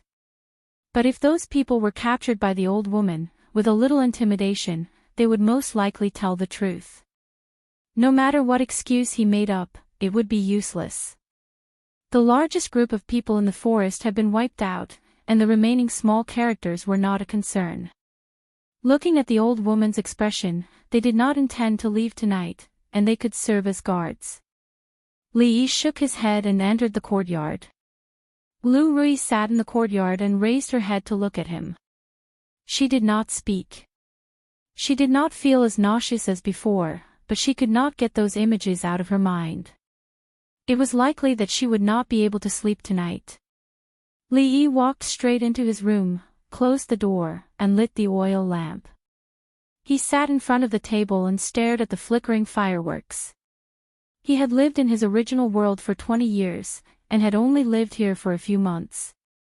Many of his previous thoughts and ways of thinking had not changed. It was not until he was mercilessly slapped by reality again and again that he finally truly understood what kind of era this was. There were rulers here who could kill people and confiscate their possessions with a word. There were fierce bandits who dared to kill and rob for the slightest bit of greed. There were so many so-called powerful people in the forest who disregarded the law and human life. This was the true appearance of this world. He had business dealings with Prince Ning Mansion, and he had a close relationship with the heir. Her Highness the Princess often went to his place to eat, and even went to his bed when she was drunk. But at a critical moment, what use was all of this? All of them are unreliable. The corners of his mouth twitched, and a self-deprecating smile appeared on his face.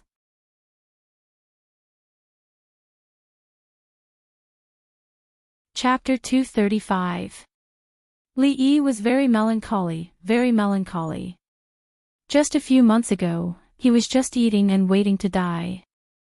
Every day, he would lie in the courtyard and bask in the sun. When he had nothing to do, he would tease the little servant girls, tell stories to the naughty children, and fight with Mississippi Lou for the last piece of chicken on the plate. It was a leisurely life. He did not know when it all started to change.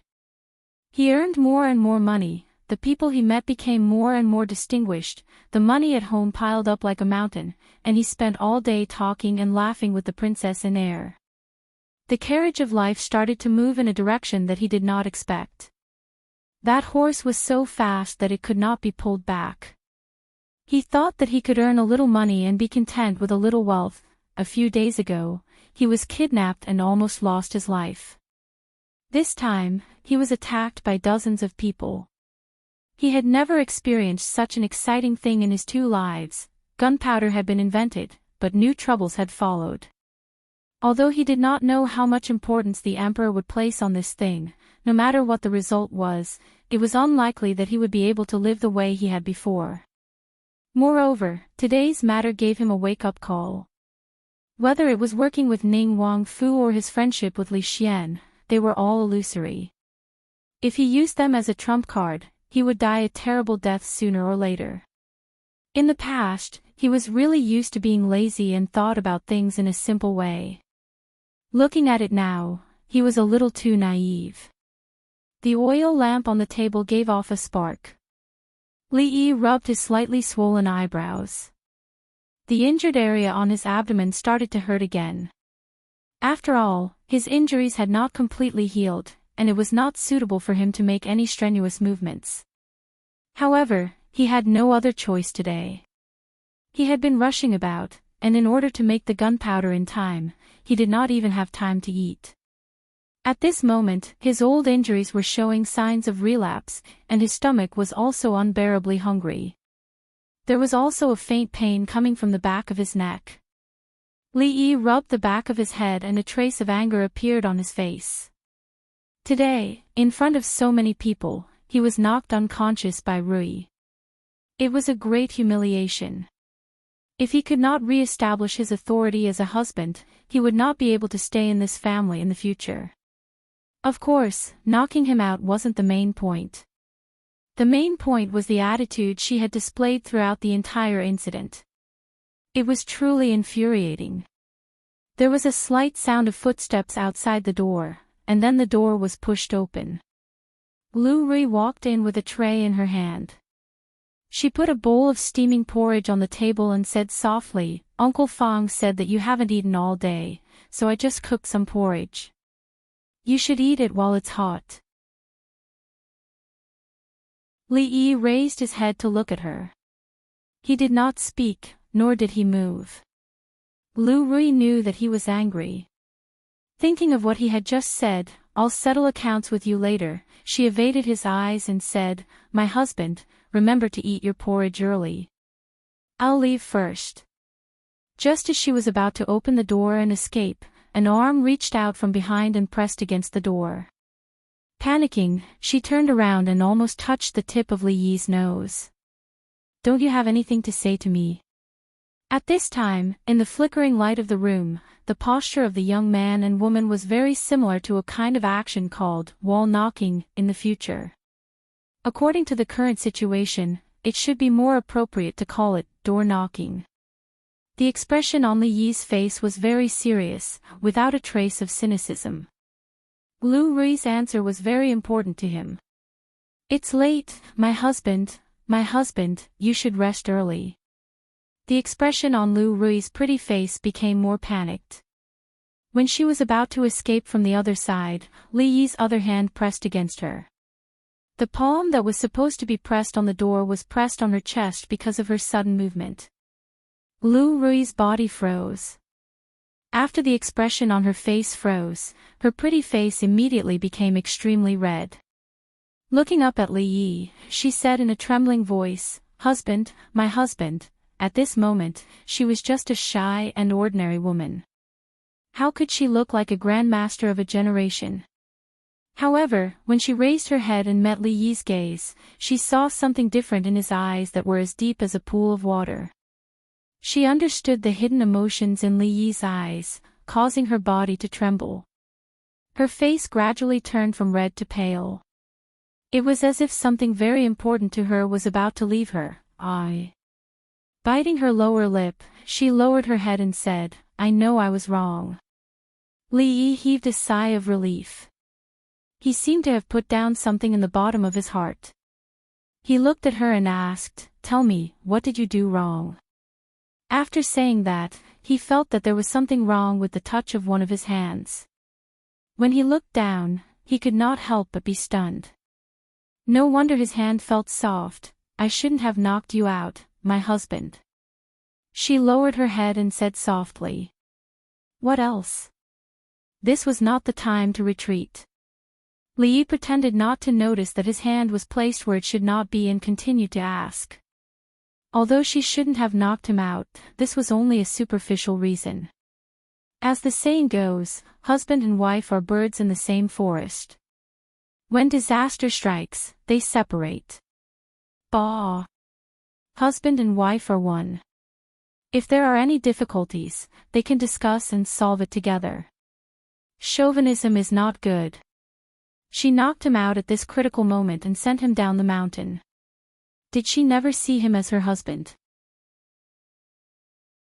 Also, Lu Rui thought for a moment and said, I shouldn't have made the decision on my own and given those who left 10 taels of silver as relocation allowance to each household. What?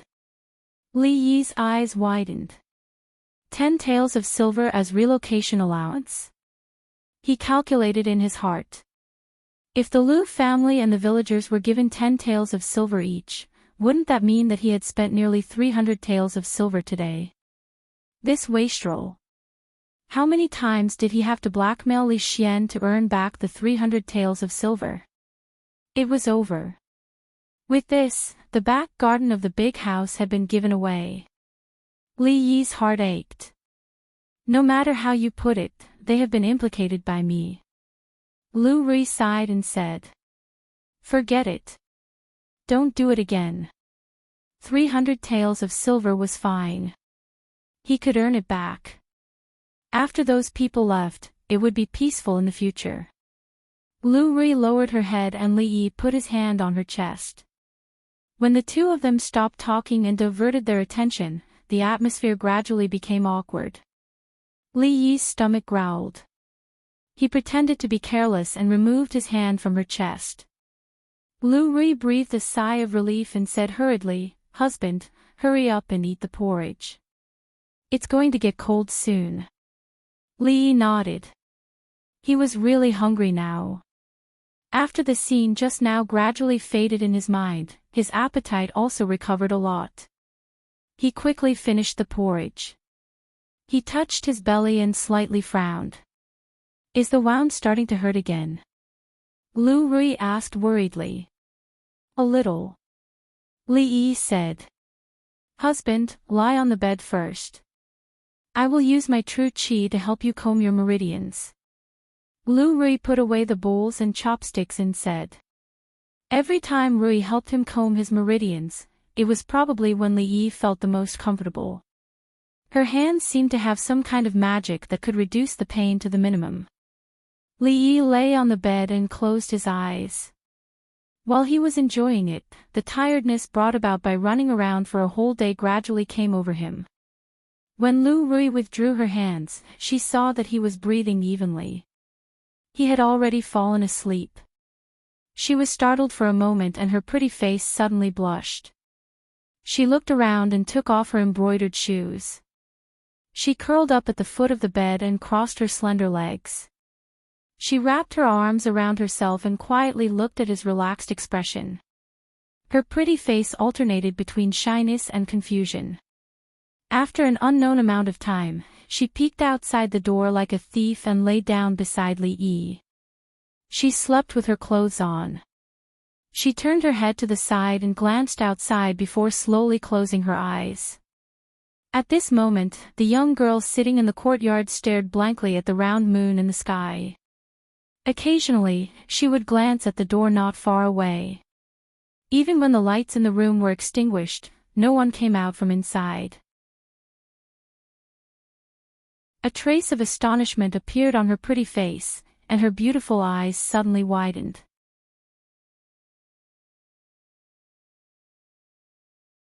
Chapter 236. Li Yi had a dream, a very erotic dream. He couldn't remember the content of the dream clearly after he woke up. He only remembered that the woman in the dream had an enchanting figure, but her face was always covered with a layer of fog. Later, the fog dispersed. What happened next was even more bizarre. At first, the woman looked like Rui. Then, somehow, she turned into Wan Ruoqing. Then, she turned into Li Mingzhu. What was even more bizarre was that she turned into Miss Lu in the end. Then Li Yi woke up with a start. He wiped the cold sweat from his forehead and erased the scene of Mississippi Lu chasing him with a sword from his mind. The reason why he knew it was an erotic dream was that when he was about to put on his clothes, he was embarrassed to find that his underwear was wet. He sat on the bed and stared blankly for a while. He didn't even remember how he fell asleep last night. The faint fragrance around him made him a little more awake. Unfortunately, he still couldn't remember the content of the erotic dream. He changed into a clean underwear and got up to wash his underwear in the morning. Rui pushed the door open and came in with a basin of hot water. Seeing what he was doing, she put down the copper basin and said, "Come and wash first, my husband. I'll wash your clothes." Li Yi was embarrassed to let others wash his underwear for him even though they were close. Li Yi was about to refuse when an old woman with a straight face came in from outside and said, "County Magistrately, my lady is here." Since the princess was here, Li Yi had to put down what he was doing first. He simply washed his face, wiped it, and followed her outside. Most of the people in Willow Leaves village had left, and the houses were empty. Last night, the old woman and the others rested in one of the houses. When Li Yi and the old woman walked over, the people she brought yesterday were guarding around. After Li Yi went in, he immediately closed the door. A dozen people patrolled around the yard. Although it was not so exaggerated that even a fly couldn't fly through, it was extremely strict. A stooped old man with white hair and a trembling body approached from afar. Just as he was about to enter the courtyard, a guard hurried over and blocked his way. "Old man, you can't go in here," the guard said politely. His tone was gentle. Her Royal Highness was in the courtyard next door. The people in the surrounding courtyards had been cleared out by them. For the safety of Her Royal Highness, of course, they couldn't let this old man in. "This is my home. Why can't I come in?" The old man was stunned for a moment. He raised his head and looked at him with narrowed eyes. "What's going on? I went out for a stroll early in the morning, and now I'm not even allowed to enter the house." The guard forced a smile and said, "Old man, why don't you take a stroll outside and come back later?" The guard felt depressed. If Her Royal Highness hadn't told him not to be rude to the people here, he wouldn't have talked so much nonsense with this old man. The old man looked at him with dissatisfaction and said, "My old arms and legs can't walk anymore." "Who are you? Do you still respect the law? Does the world outside still belong to the Li family?" The guard's mouth couldn't help but twitch. He couldn't answer the old man's words. At this moment, the old woman noticed the situation here. She walked over and asked, "What's wrong?" "Nanny, this old man insisted on going in." The guard cupped his hands and respectfully retreated to the side. "This kind of thing should be solved by the people above. We still have to respect the law." The old man shook his head and slowly walked towards the courtyard. "Stop." The old woman didn't care so much. She immediately reached out to grab the old man's shoulder. When the old man took a step forward, he accidentally tripped on the stairs. His entire body staggered and he almost fell to the ground. However, the old woman's grab just happened to miss. He used his walking stick to stabilize himself and stood up with great difficulty. He shook his head and sighed, "I'm old, I'm useless." A trace of doubt flashed across the old woman's face. Just as she was about to make another move, the old man massaged his waist and seemed to be talking to himself. "Young lady's legs are still nimble. It's just that these mantis claws are a bit lacking." Hearing this, the old woman's expression froze. At this moment, the old man had already pushed open the courtyard's door and walked in. "Young lady." The guard didn't hear the second half of what the old man said. He almost couldn't help but laugh when he heard the way the old man addressed the nanny. However, after thinking about it carefully, this old man was a bit older than the nanny. There didn't seem to be anything wrong with what he said. At this moment, the guard didn't notice that the old woman's face was pale. "You too." His murky old eyes were filled with dissatisfaction and disbelief as he murmured two words. When Li Yi walked in, Mingsu, who was dressed in light clothing, was standing in the courtyard. She pointed at the stone table and stone stools that had been wiped clean and said, "Sit. Since you knew those people were coming yesterday, why didn't you come find me?" Mingsu sat down opposite him and asked him.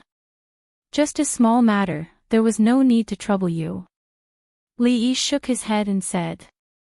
Based on the scale of the people in the forest last night, unless there were enough experts, or if they directly mobilized the troops stationed in the prefectural city, otherwise they wouldn't have much of an effect.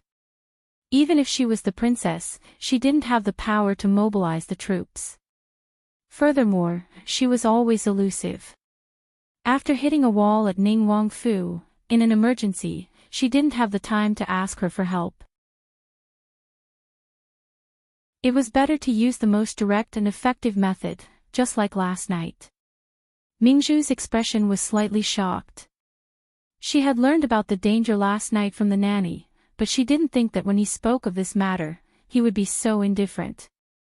The sky punishment last night, what happened? After seeing with her own eyes that Li Yi was fine, her heart relaxed and she went straight to the point. Speaking of which, this matter was actually the biggest unexpected gain last night. Did the person in front of her, whom she and her royal father had placed such high hopes on, really attract the sky punishment? She had personally asked those people of the forest who had been captured, but those people had long been scared out of their wits and didn't know anything.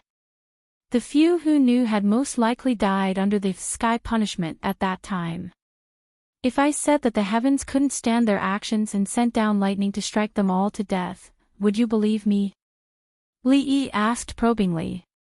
Mingzu looked straight at him. Li Yi sighed. Then if I said that this is the forbidden 5 lightning heaven heart mantra, passed down from generation to generation in the Li family and only passed down to males and not females, you definitely wouldn't believe me, right? Stop it, Mingzu looked at him and said.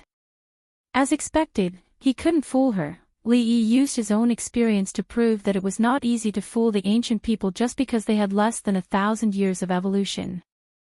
Excuses like the sky punishment forbidden mantra couldn't fool them at all. Can I not say it? Li Yi wanted to try one last time. No, Her Highness answered quickly and straightforwardly. She had heard the nanny describe the scene last night. If she could master that level of power, it would have an extraordinary significance to the Jing kingdom, which was not as strong as the surrounding countries. Of course, she was still in a fog about that power. What exactly it was, whether it could be mastered by anyone other than Li Yi, and whether it could be used on a large scale were all unknown at the moment. I have a condition, Li Yi took a deep breath and said. Say it. As long as it's not too much, I can satisfy you, Mingzu said generously. She had been with Li Yi for a long time. Putting aside their good personal relationship, she admired his ability and talent very much. Naturally, she wouldn't be too stingy. I'm the only one who knows the core secret of that thing. It has nothing to do with anyone else. I hope you won't make it difficult for them, Li Yi said, looking at her. When he said that, Mingzu finally realized that what he was going to say next was extremely important. Of course, she also understood the reason why he had been so worried since he came in. I hope you can understand. Mingzu looked at him with a serious expression and said, You are more important than the sky punishment. When she said that, it was from the bottom of her heart, without any perfunctory or pretense.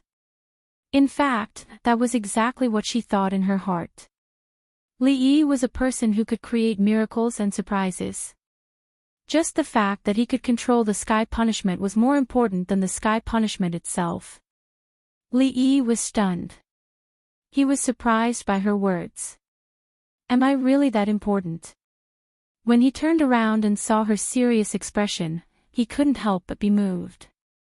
Is this a confession?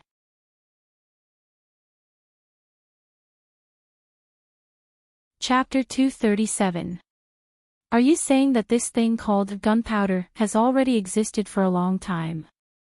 Mingzu looked at him and asked with a frown. Li nodded and said, Fireworks, firecrackers, and the acrobatics in the brothel are actually the same principle as gunpowder. The formula for gunpowder had actually been created by a crazy Taoist who wanted to take gunpowder to ascend to the heavens. However, the ratio was not right, so it could not achieve the effect that gunpowder should have. And its application was actually very wide. When Li Yi was in the brothel, he had seen the acrobats spitting out smoke, and they used gunpowder. Then why didn't they? Mingsu only said half of the sentence, but the meaning was very clear. If fireworks and acrobats could cause the commotion last night, those people should have died long ago, and it was even more impossible for them to be discovered until now. Li Yi explained, this is about the ratio of each ingredient in the formula. Even if it is a very small difference, the effect will be like heaven and earth. How did you discover the secret? Mingsu looked at him and asked curiously. She had actually been pondering this question in her heart for a long time. Whether it was the problem of the falling stone, or the horseshoe, or the method of seeing through people's hearts, or the current gunpowder, for thousands of years, no one in the whole world had discovered the secret behind it. Why did it have to be him? Why did it have to be him every time? Could it be that he was really smarter than everyone in the world combined? Li Yi thought in her heart, how else could he discover it? He relied on the accumulation of hundreds and thousands of years of knowledge, and the library in his mind to cheat. At that time, I was just making firecrackers for fun. As I was making it, I accidentally discovered it. Li Yi looked at her and said. Mingsu glanced at him. She felt that he must have accumulated a lot of good karma in his previous life for him to be able to sit here and talk to her now. Then she thought of another question and asked again, in that case, other people can also discover the mystery behind it? Li Yi rubbed the space between his eyebrows. She could control herself, but could she control others? From the perspective of probability, that is indeed the case. Li Yi looked at him and said, maybe a few days, a few months, a few years, or even a few decades. But maybe tomorrow, a second person will discover it. Probability. Mingsu was confused again. What is probability? That's not important. Li Yi waved his hand, looked at her, and said seriously, the important thing is, what do you plan to do after I give you the formula? Right now, the Jing Kingdom's soldiers are at war with the Qi Kingdom at the border. If the gunpowder is really as powerful as you've said, it'll be a great achievement for you. If you can perform meritorious deeds on the battlefield, my imperial father will definitely reward you. In fact, it's highly possible that you'll be promoted to an official position. Mingsu thought for a moment before she looked at him and said slowly. If such a national treasure was discovered by an ordinary person, what awaited him would not be a reward, but a disaster. In order to prevent the secret formula from being leaked, he would probably be executed in secret. The best outcome would be imprisonment for life. This was because the secret formula was of great importance. Once it was leaked to other countries, the consequences would be unimaginable. However, Li Yi was different. The more outstanding his performance, the more important he would be in her imperial father's heart. He was originally a talent that her imperial father admired greatly. The reason why he had not transferred him to the capital, but only made him a lowly county officer, was that he wanted him to polish himself for 2 years. After all, although he was very ambitious, he was really lazy. Such a character was not suitable for development in the imperial court. In fact, in the beginning, even she herself did not know why her imperial father would value someone he had only met once. Just based on his previous actions, it was far from enough. However, what happened later forced her to admit that her imperial father was indeed her imperial father. His judgment of people was far superior to hers. The young man sitting in front of her was an existence that could constantly create miracles. After she finished speaking, she looked at Li Yi, but found that he did not seem to be in high spirits. The lifelong pursuit of a scholar is nothing more than to be promoted to an official position. But you don't seem to be interested in these things. She finally asked the question that had puzzled her for a long time. Li Yi looked at her and asked, if everyone's ideals were the same, as the princess, shouldn't you be deep in the palace right now? Mingzu was speechless for a moment, not knowing how to answer. After a moment, she raised her head to look at Li Yi again and said, "You know, this kind of life can't continue forever." Li Yi nodded non-committally. After experiencing this incident, he also realized how childish his previous thoughts were. Living in such an era, it was not so easy to live a carefree and unfettered life. Even the emperor, who decided whether everyone's life was carefree or not, could not be associated with the word carefree. The government can't always keep an eye on those people from the Lulan forest. Although they are not a threat to your wife, the others will still be troublesome. Mingzu looked at him and said, "I will find a place in the prefecture city for them to settle down first." With regards to Lu Rui, she had some thoughts of comparing them in her heart previously. But now, she really did not have any thoughts at all. We will discuss the matter of the gunpowder in detail when you return to the prefecture city.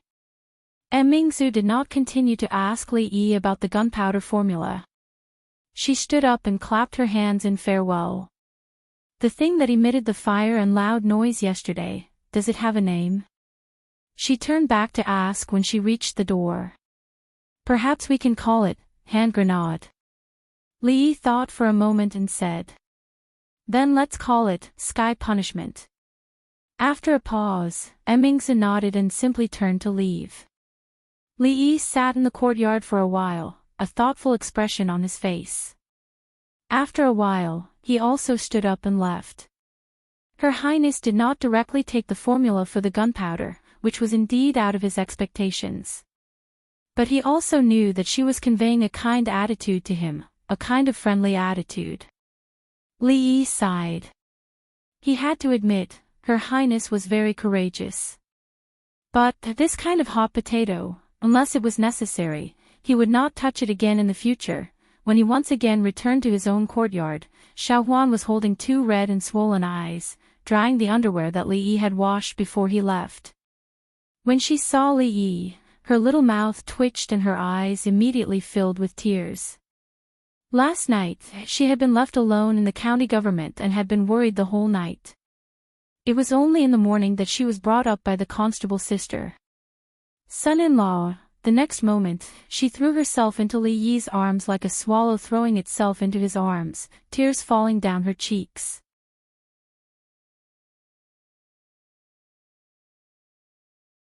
Chapter 238. The little servant girl didn't sleep at all last night. At this time, she was finally relieved and threw herself into Li Yi's arms. She cried, and her voice gradually became softer. After a while, Li Yi looked at the girl who was breathing evenly and still had traces of tears on her face. He shook his head helplessly, bent down and carefully carried her horizontally.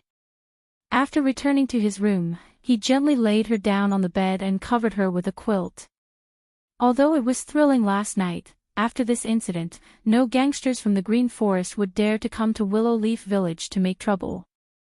After the earth-shattering experience, Willow Leaf Village returned to its usual peace in one night. But in some other places, the waves were just starting to rise. The roadside tea houses far away from the prefectural city had always been the gathering place for people from Jianghu. Drinking tea and resting was only one of the reasons. Another important reason was that they could get the latest information here.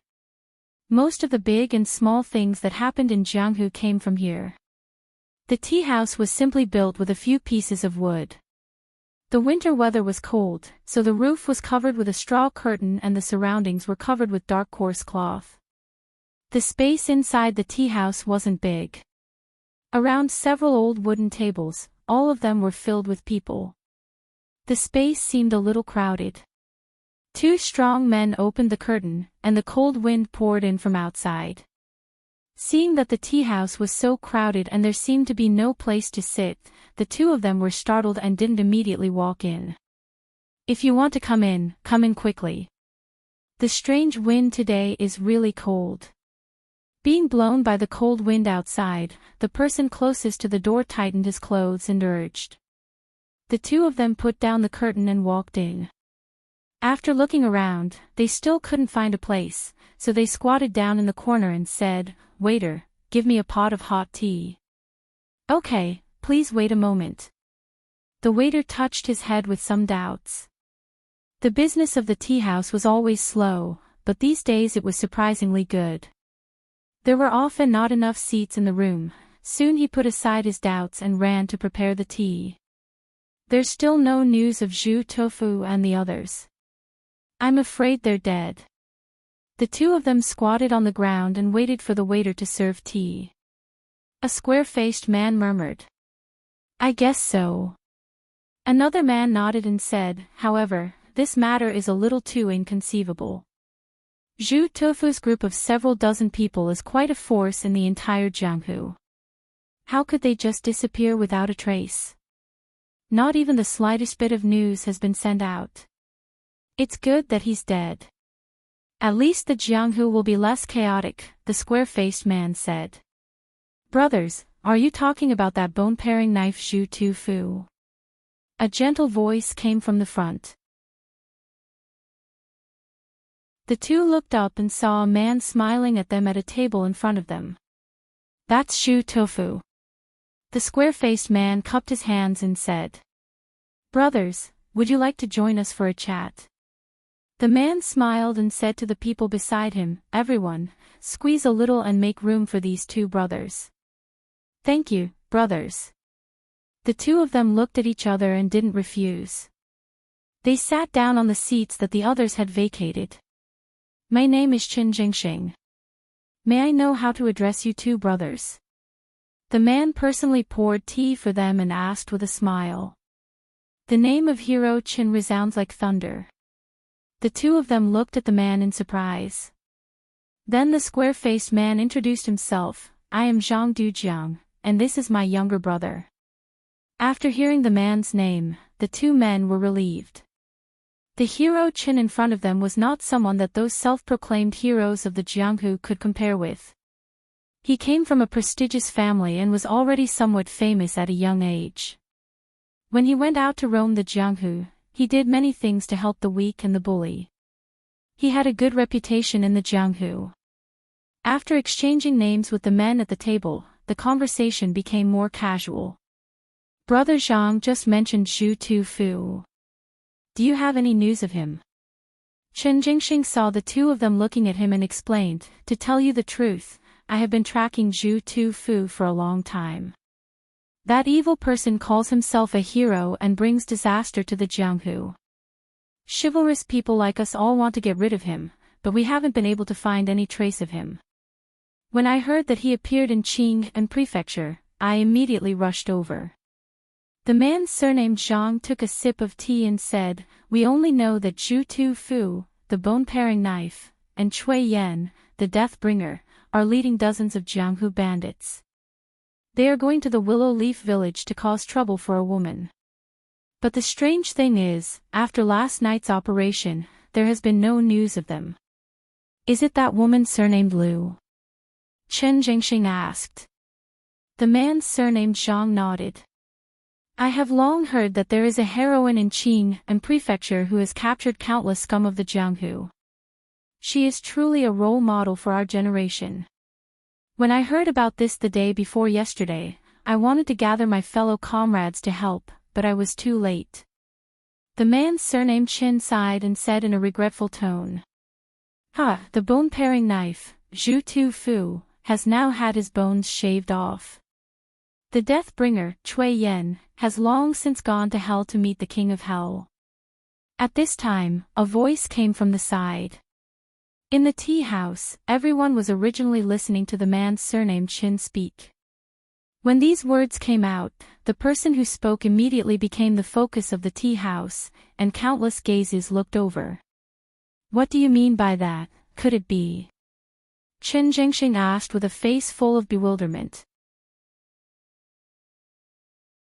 The person laughed again and said, "Last night, not long after Zhu Tofu and the others went up the mountain, there were suddenly several loud noises coming from the mountain, and there were faint flashes of fire and thunder. It is said that Zhu Tufu and the others had committed many evil deeds and angered the heavens, so they were all struck to death by heavenly punishment. Chen Jingxing laughed and said, "Such a story is too absurd. Could it be that you really believe it?" He had also heard of heavenly punishment today, but he had only laughed it off. If this was true, then wouldn't all the villains in the world have been struck to death? The person stood up and walked out the door. When he lifted the curtain, he said indifferently, "This morning, someone saw the soldiers carrying the corpses of Cui Yan and the others down the mountain. I heard from my brothers in the Yamen that the dozens of bandits from the Greenwood Forest who caused trouble last night have all been executed, all executed." In the tea house, everyone who heard these words had incomparably shocked expressions on their faces. If Zhu Tufu and the others were only a few people, and they were killed by that woman, perhaps they would only think that the woman's martial arts were very high, and they would not be too surprised. But those were dozens of bandits from the Greenwood Forest. This force was not small even in the entire martial world. It was really hard to imagine that they had all died. When the crowd wanted to continue asking, the person who had just spoken had already left the tea house, obviously unwilling to speak any further. Many people were shocked and found it hard to digest this news. There were also a few people who secretly changed their expressions. In the Jianghu, there were quite a few people who paid attention to this matter. In just half a day, similar news had spread from everywhere. Since the previous night, no one had seen the dozens of people who were with Zhu Tufu, which indirectly proved the authenticity of this news. Until someone used all kinds of connections to obtain accurate news from the government. In order to capture those villains, the government had already sent experts to lie in ambush there, waiting for them to come to them. And the bandits from last night had stubbornly resisted, and they had indeed all been executed. This news, without a doubt, threw a huge rock into the already turbulent lake. A huge wave, with Qing and Prefecture as the center, swept out in all directions.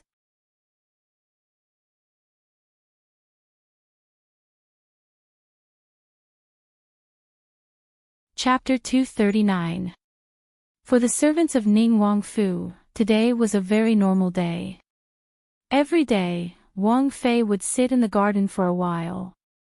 The gardeners who had worked in the Fu for their entire lives would use scissors to trim the flowers and plants every morning. Wang Fei liked cleanliness. The places she frequented would be cleaned almost every day. The servants had their own duties and were busy at their own positions. When a well-dressed and valiant-looking man walked by, he attracted the attention of the maids in the prince's mansion. Its bodyguard Lin, the faces of the servant girls showed admiration. Their eyes stared at the disappearing figure of the man and they started to whisper. "Hey, did you guys notice that when bodyguard Lin walked by, he looked at me a bit more?" Shoo shoo shoo, bodyguard Lin was clearly looking at me. "Pet, you two aren't ashamed." Bodyguard Lin's eyes wouldn't be that bad. As the servant girls talked, they started to tease and push each other. The servants nearby swallowed their saliva. Isn't he just the leader of the guards? No matter how strong he is, isn't he still a servant like us? Thinking about the way the servant girls looked at that man, they didn't feel good. They were all servants, but wasn't that Lin just a bit more handsome, a bit more skilled, and was more favored by Wang Yi? What was so great about that? That group of servant girls that only knew how to judge people by their appearance was really vulgar.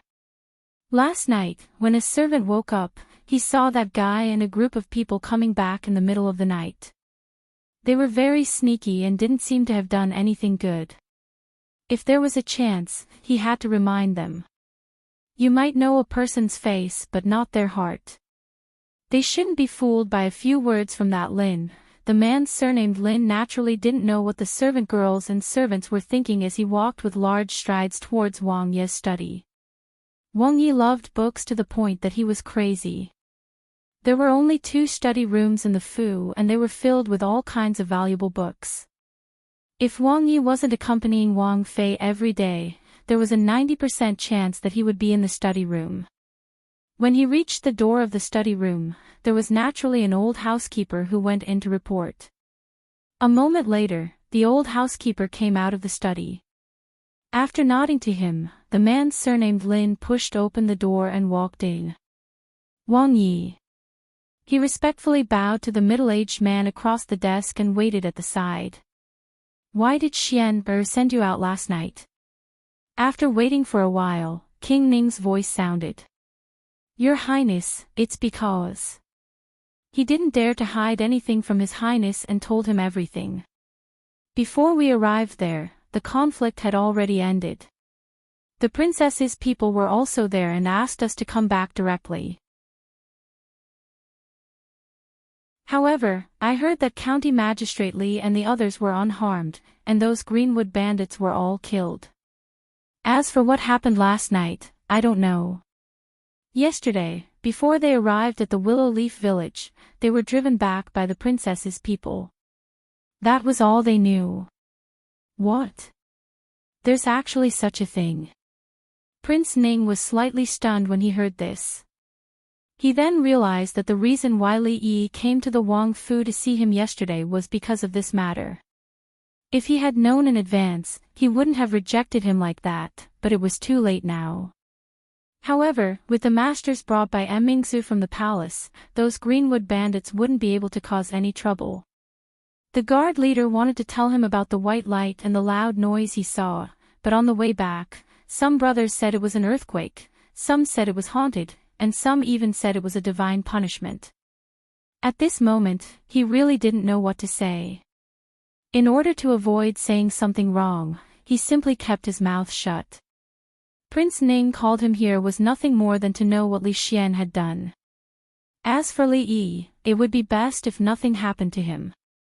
If something happened to him, he would only feel sorry for a moment, and maybe he would completely forget about it tomorrow. After all, these ordinary people didn't matter to him. He waved his hand, indicating that the guard could go out. Excuse me. The guard surnamed Lin bowed and left the room. Prince Ning shook his head and put this matter behind him. He once again focused on the book in front of him. Within a day, the dozens of families in Willow Leaf Village left only a dozen families. It didn't take Li Yi much effort to persuade them, and almost all of them agreed to move to the prefecture. He didn't even persuade them.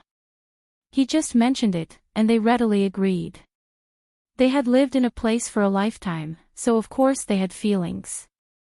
However, the village was too remote, and it was inconvenient to come and go.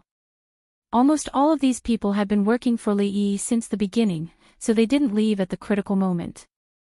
After selling candied fruits for so long, Rui Lu also got dividends, so they had accumulated a lot of money at home.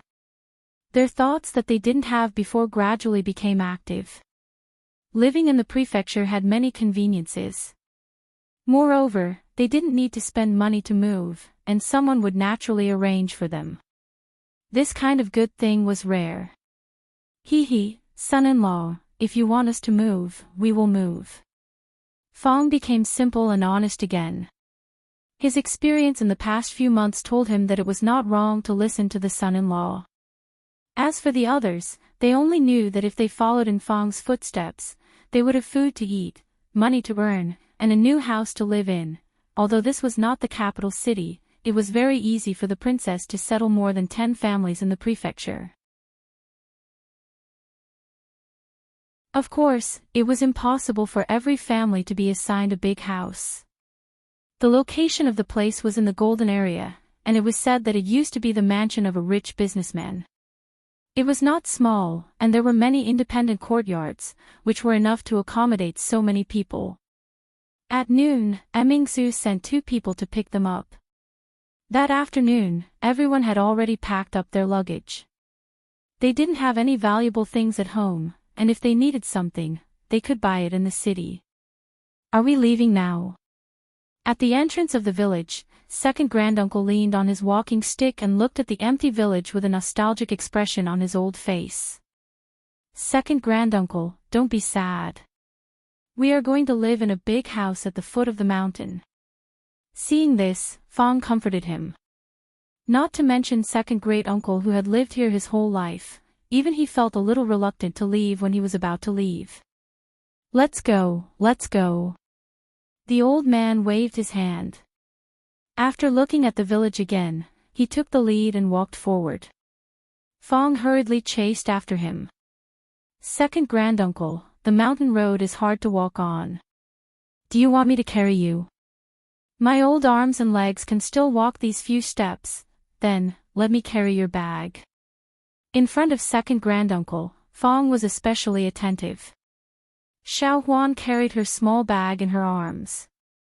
When they walked out of the village, she looked up at Li Yi and asked, "Son-in-law, are we coming back after going to the prefecture?" "We're not coming back." Li Yi patted her head and said with a smile. The little maid nodded and turned her head again. She looked deeply at the place where she grew up. There was a little reluctance on her face, but it quickly turned into determination. She was a maid. Wherever Miss and son-in-law were, she would be there. With this thought, a smile appeared on her little face again. After a moment of absent-mindedness, when she turned back, Li Yi and the others had already walked more than 10 steps.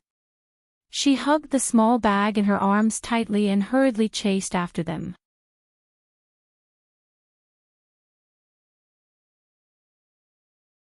Chapter 240. The location of the house was very good.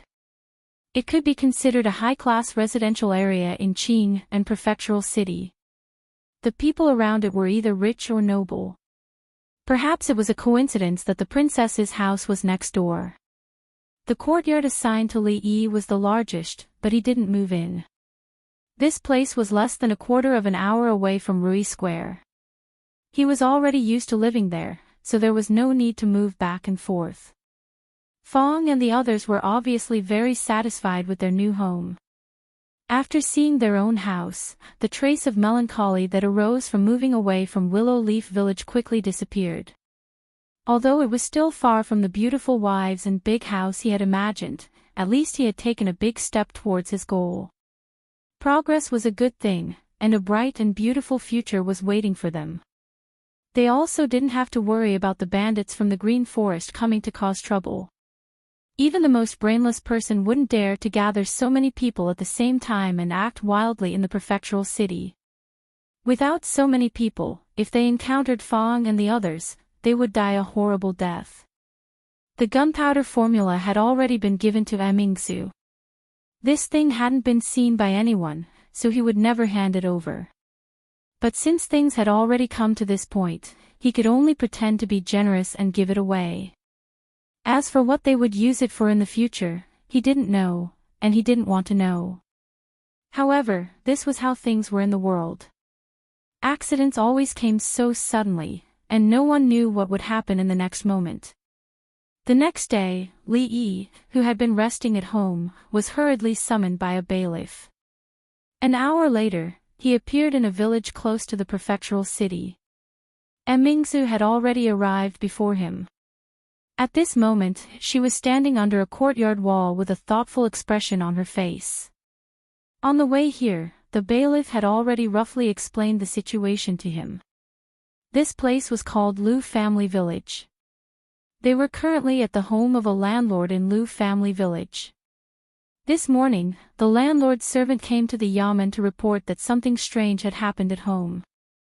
A few bailiffs followed the servant to investigate. It wasn't a big deal, but it wasn't a small one either.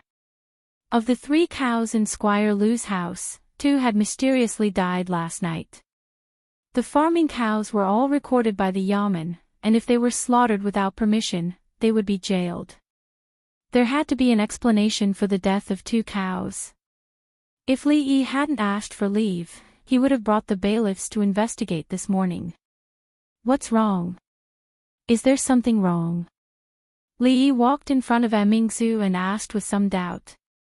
If Li Mingzhu had nothing better to do, she might have done something about the death of 2 cows.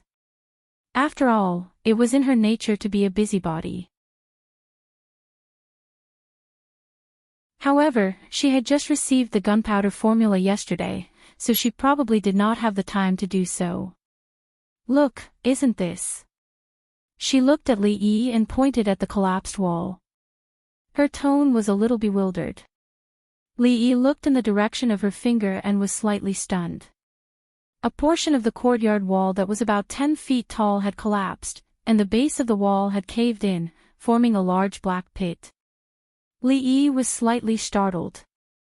He pinched a handful of soil on the ground and sniffed it. He smelled a familiar pungent smell. This time, even he was a little surprised. It couldn't be such a coincidence, right? He turned his head and looked at Mingzhu's eyes. He nodded slightly. That's right. Sirs, even if I had the guts, I wouldn't dare to kill the cows. I really don't know how they died. A fat man wearing a squire's uniform was crying. His voice was full of tears and snot. Anyone who saw it would be sad, and anyone who heard it would be tearful. At this time, of course, he couldn't keep his composure. If he couldn't explain this matter clearly and the blame was placed on him, he would really be finished. All right, don't cry. What happened last night? Tell me the truth. Li Yi was a little annoyed by this guy's crying, so he waved his hand and said. The problem now was no longer the death of 2 cows. He didn't know who was the genius that actually made the black gunpowder. If this matter couldn't be explained clearly, many people would be out of luck. Hearing the county lieutenant's words, the fat squire immediately stopped crying. Sirs, it was like this. Yesterday, I had just married my 3rd concubine. I drank a few more cups with the guests. When I woke up, it was already past midnight. I took off my clothes, skip this part, I was about to. Suddenly, I heard an earth-shattering sound coming from outside. I was so scared that my legs went weak. Skip this part as well. When the servants of the mansion went to check, they saw that 2 cows in the cowshed were dead. Even the wall of the courtyard was missing a hole. The fat squire still had some lingering fear when he thought about this matter. He said in horror, some servants said that when they woke up at night, they saw the cowshed on fire. Then, a thunderbolt fell from the sky and split the courtyard wall open. The 2 cows were also taken by the heavens. I swear that I will eat vegetarian and pray to Buddha in the future. I will repair the bridge and pave the road. I will do more good things for the villagers. I only hope that the heavens will not send down the divine thunder for the sake of my parents and children. Squire Lu knelt in the courtyard and kept kowtowing. The commotion last night must have scared him half to death. Moreover, he was scared at that awkward moment. Whether he could still have a happy life in the future was also a problem. It's definitely gunpowder. Li Yi turned to look at Mingzhu and whispered. The princess pressed her eyebrows and looked at Li Yi with an incomparably complicated expression. Yesterday, he had just said that from the point of view of probability, someone would discover the secret of gunpowder within a day, or at most, in a few decades. He was right, and it was the worst possibility. Why are you looking at me? I didn't do it. Mingzhu glanced at him. Of course, she knew that it wasn't Li Yi who did it. The city gates were closed at night and no one could come out. Moreover, he was selfless in offering the formula and had no grudges with Squire Lu. There was no need for him to do such a thing. The plan now was to find the person who knew the formula as soon as possible. If someone with ulterior motives used it, the consequences would be unthinkable. Think carefully. Who do you have grudges with? Don't overlook any of them. Mingzhu looked at Squire Lu and asked with a frown. No. I have always been well-behaved and kind. I don't have any enemies. Squire Lu shook his head with a face full of doubt. So you admit that the death of the 2 cows was your fault? The princess's expression became a little unfriendly.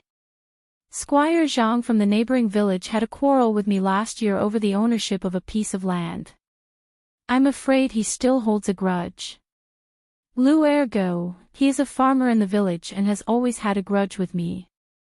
To tell you the truth, a few days ago, he saw me having an affair with the cripple's wife from the Lu family next door. Although I paid him some money, I feel that the way he looks at me these days is very strange. After being glanced at by Emingsu, Squire Lu's amnesia immediately recovered and he started to talk non-stop. Her people had already recorded everything. After a while, Squire Lu said with a bitter face, "Your Excellencies, other than these, I really can't remember anything else." The person in charge of the recording twitched his mouth. There were already more than 20 names written on the paper. "Master, third madam hasn't eaten since yesterday. Just now when the cook brought the food over, she still didn't eat. No matter how we tried to persuade her, it was useless." A round-faced girl ran in from outside the door and said as she ran. When she saw the people in official uniforms in the room, she was immediately stunned. In his heart, Li Yi felt that this third madam was also a person with a story. However, in this era, such things were common. Parents' orders and the words of a matchmaker were everything.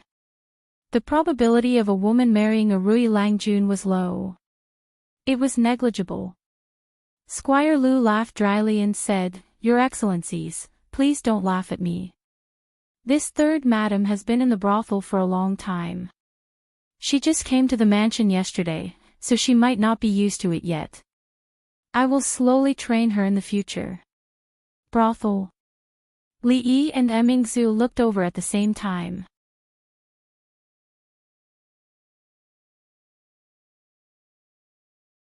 Chapter 241. Yes. Speaking of this third madam, Lu Yuanwei couldn't help but smile. He even forgot about the possibility of a lawsuit. "I'm not bragging, but although there are many beautiful women in the brothel, Yunyang is one of the best. Who knows how many people want her as a concubine. If it wasn't for the fact that her father still owes me a lot of rent, this matter wouldn't be easy. Where is the brothel you mentioned?" Before Lu Yuanwei could finish, he was interrupted by Li Yi. Lu Yuanwei pointed in a direction and said, "It's not far. It's just under the eastern city wall. The two lords will see it when they reach the city gate." Li Yi thought for a moment and said, "Call your third madam over." This. Lu Yuanwei's face showed hesitation. He had just married the third madam last night and hadn't had time to consummate their marriage. Looking at this lord's expression, could it be that he wanted to? Lu Yuanwei felt regret. If he knew this would happen, he wouldn't have bragged so much. Now, the concubine he married might fly away. "Go, call the third madam over." He glared at the girl. If she hadn't barged in, how would this be happening? Lu Yuanwei didn't dare to refuse. After all, his lawsuit hadn't come to an end yet. If he offended the lord in front of him, he wouldn't have a good time. The girl hurriedly ran out. After a while, she came back with a young woman. The woman had delicate features, but her face was pale, revealing a delicate and pitiful posture. In Li Yi's eyes, her appearance was average. Although the princess beside him was wearing neutral clothing, her radiance far outshone the third madam. However, Lu Yuanwei was at least 30 years old. It was a waste for such a girl who looked at most 16 to be his concubine. "The two lords ask you a few questions. You must answer truthfully, or see how I'll deal with you." Lu Yuanwei looked at the woman and said with a straight face. "You shut up." Emingsu looked at Lu Yuanwei indifferently. The other party immediately smiled and tactfully closed his mouth. "Do you know what happened here last night?" Emingsu looked at her and asked casually. As soon as she finished speaking, Li Yi clearly saw a trace of panic on the woman's face. Although she quickly recovered, it was obviously impossible to escape the princess' eyes. "You go out first." Emingsu pointed at Lu Yuanwei and said. Lu Yuanwei actually didn't want to go out, but the man who had just recorded put his hand on his shoulder. After a little bit of force, he obediently followed the man. The others also retreated to the door, not letting anyone near. Lu Yuanwei has already left. You can speak, Emingsu looked at her and said.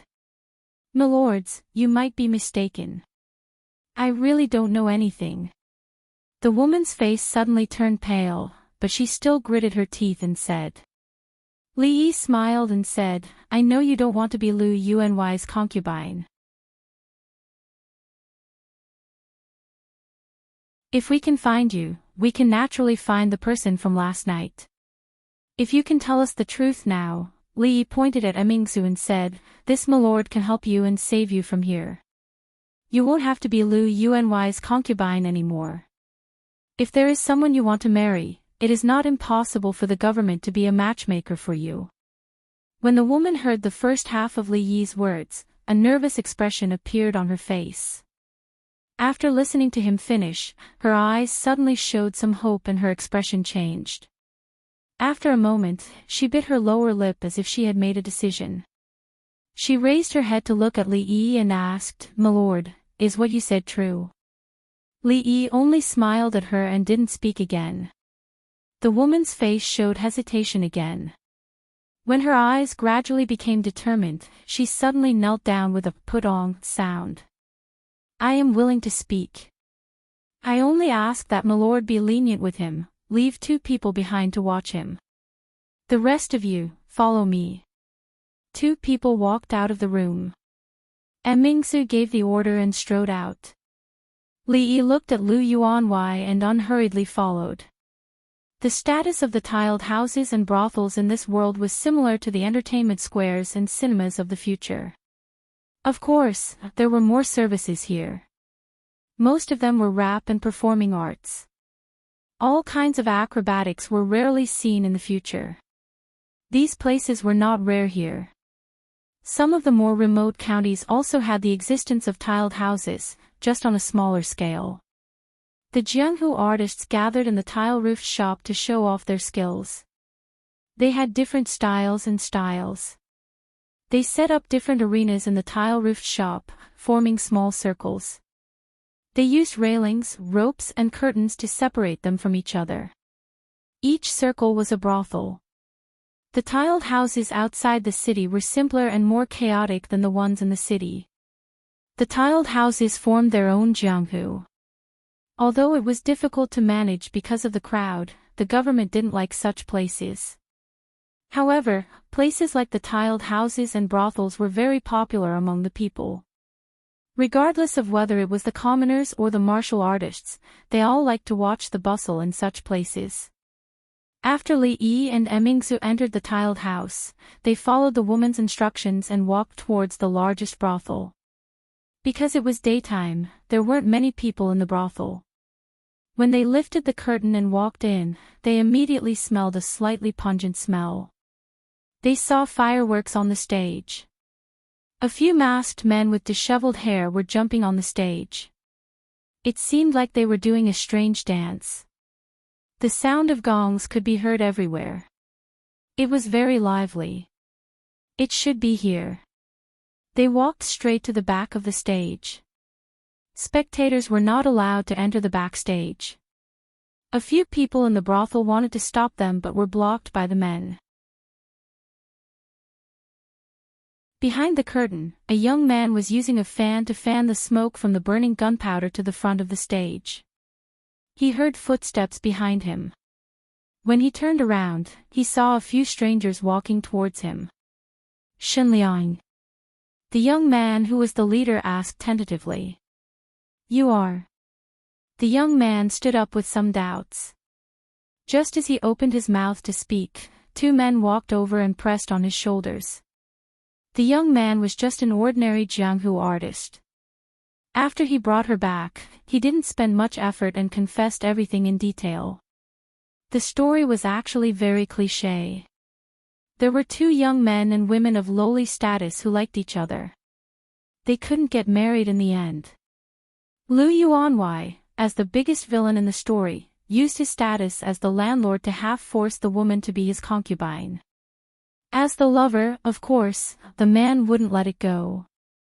However, due to his status, he had no other way.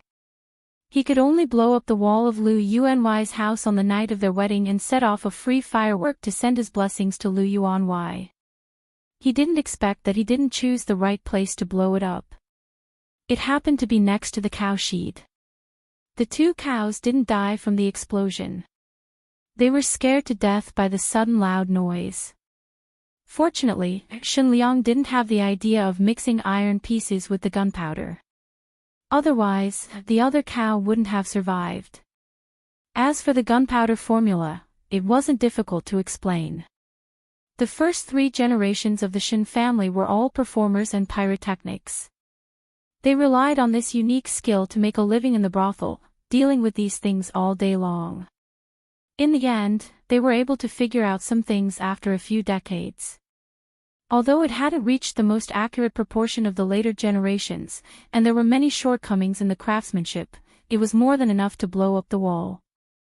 Shenliang's father was killed by this kind of thing that was accidentally discovered. As the sole heir of the Shen family, Shenliang had always treated it as a secret that could not be passed on. This time, Lu Yuan forced him into a corner. After doing such a thing in the dark, he hurriedly fled home. He didn't expect that after only half a day, the officials would come to the door. If Li Yi didn't guess wrong, he wouldn't be able to see Shenliang and Yunyang in the brothel in the future. And Lu Yuan's next wife would be his 3rd concubine. Of course, with Her Royal Highness's style of doing things, the two of them would probably have a better life in the future. Although there would be a lack of personal freedom, they wouldn't have to worry about food and clothing. Compared to their previous life, this was already a very happy ending. It wasn't a coincidence that the other party could make a simple version of the bomb. If there was one, there would be a second and a third. Perhaps somewhere, someone had already discovered the mystery of the gunpowder. But this should be what Her Royal Highness needed to worry about. Looking at Her Royal Highness, who obviously had something on her mind, Li Yi's footsteps slightly quickened. He walked over and patted her shoulder. He said with a smile, "Why don't we discuss one more thing?"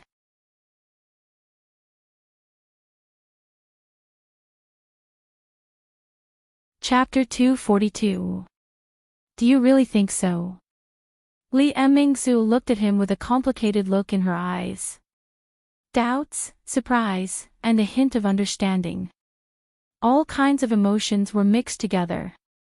She felt pity and puzzled that he had abandoned himself to live and wait for death despite his unparalleled talent.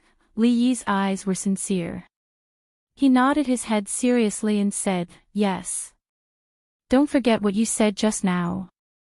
The princess was a little disappointed when she left, but Li Yi felt a lot more relaxed. Shenliang was a talent. Although he was born in a humble family, his talent could not be buried no matter how lowly his status was. He invented Tianfa, an important national weapon. It made the Jing kingdom, which was not very powerful, have another powerful weapon in the rise of other countries.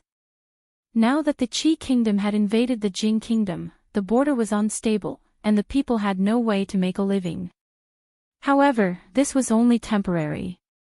It would not be long before things would settle down again. The country called Qi would definitely have a taste of the power of the Jing kingdom's Tianfa. Before they could think of a way to break it, the two countries could live in peace and friendship for a long time and develop together. As for the name Shenliang, it would be remembered in history. He was the inventor of black gunpowder. The black clay pot with rusty metal pieces was used to reap the lives of the enemies on the battlefield. The era of cold weapons that lasted for thousands of years had experienced its first major turning point because of this name. As Li Yi was thinking about these things, he was accompanying Rui and the others on the street.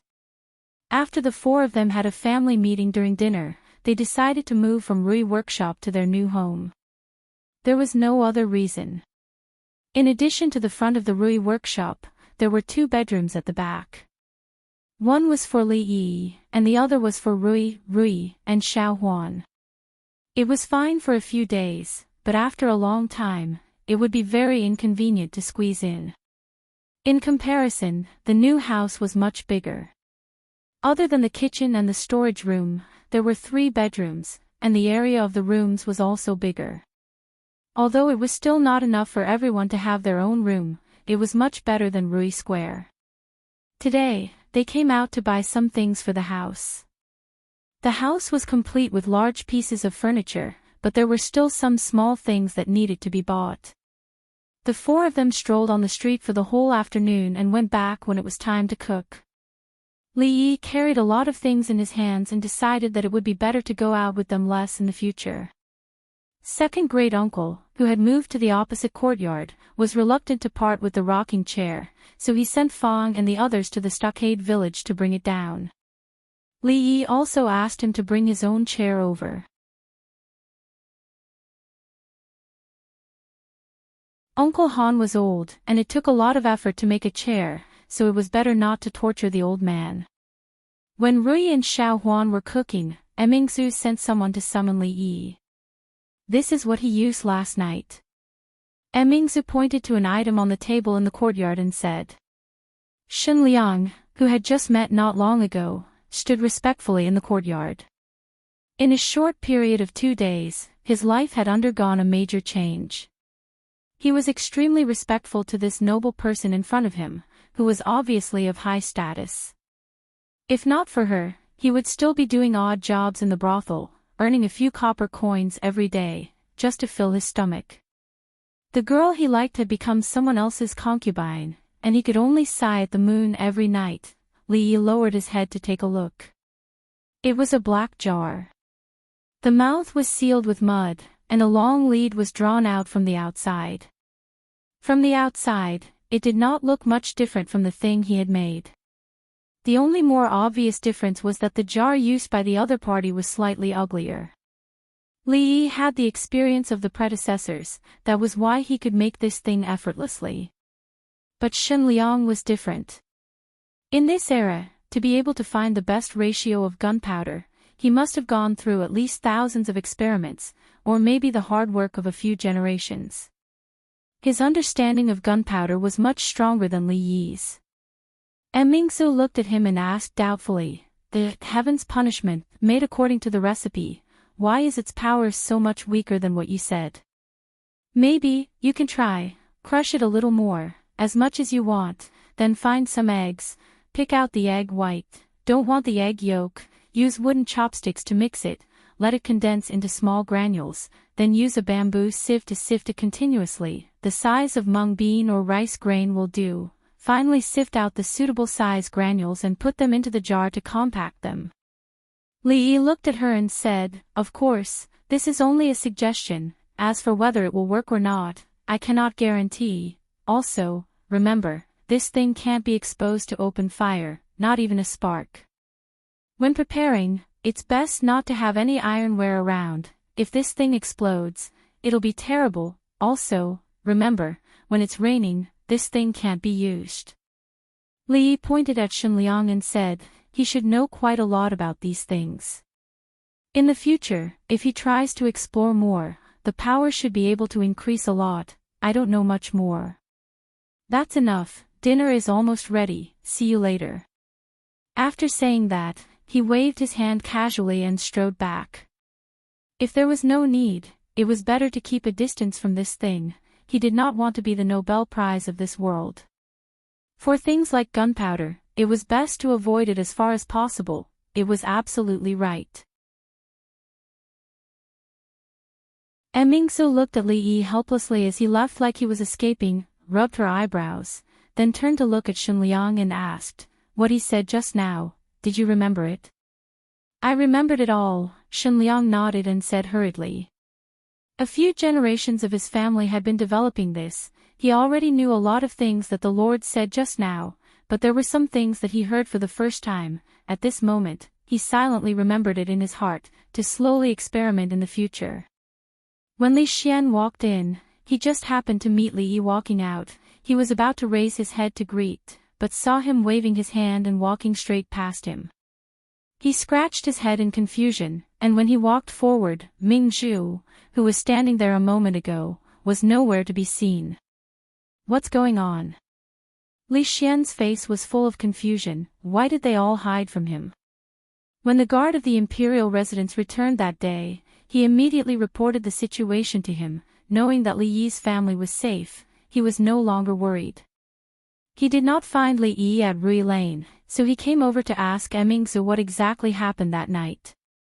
But it was obvious that the two of them had just discussed something, but they did not want him to know, which made Li Xian a little confused.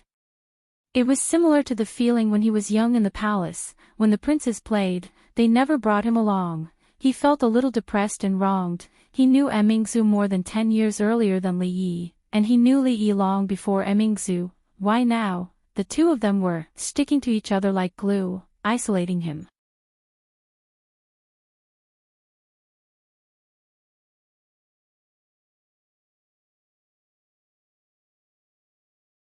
Chapter 243. Li Yi did not intend to isolate Li Xian at all. It was much easier to deal with the stubborn Li Xian than with the princess. Gunpowder was too sensitive. Ordinary people were not allowed to touch it, not even the nobles other than the emperor. It was for his own good. The fewer people involved in this matter, the better. It was better for Li Xian to stay out of it. When he came back, the meal was ready. Xiao Huan was about to send a portion to second great uncle. Second great uncle was the oldest lonely old man in the village. No one had ever heard of him having a son or a daughter. In the past, all the families in the village took turns to send food to him every day. I'll go. You go wash your hands and get ready for dinner. Li Yi saw that she was still wearing an apron. He picked up the wooden food box and walked to the opposite yard. The door was not closed. It was pushed open with a gentle push. Second great uncle was napping in the rocking chair in the yard as usual. Li Yi often saw him sitting on the chair at the door and basking in the sun.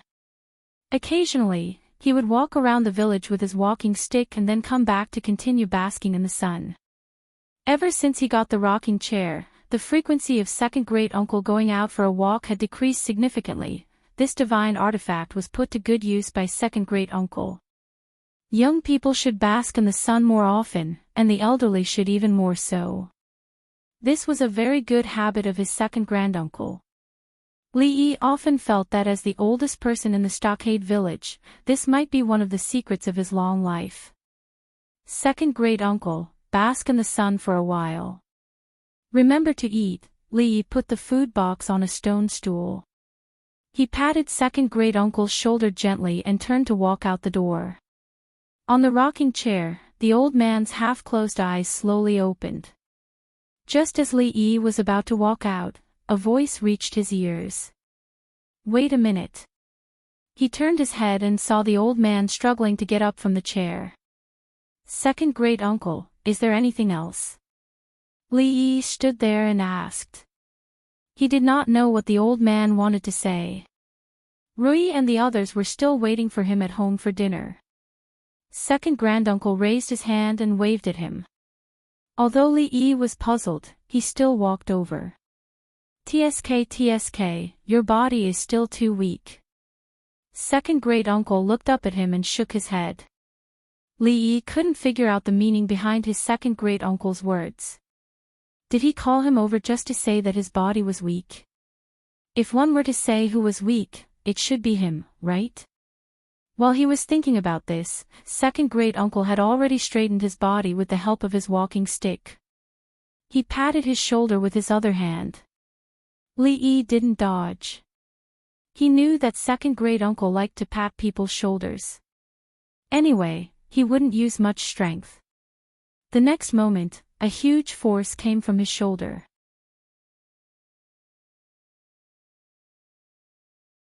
He almost lost his balance and fell to the ground. Remember this force in your body and slowly try to guide it. Although your aptitude is not good, as long as you practice hard, in a few years, you won't be bullied outside. Second great uncle murmured.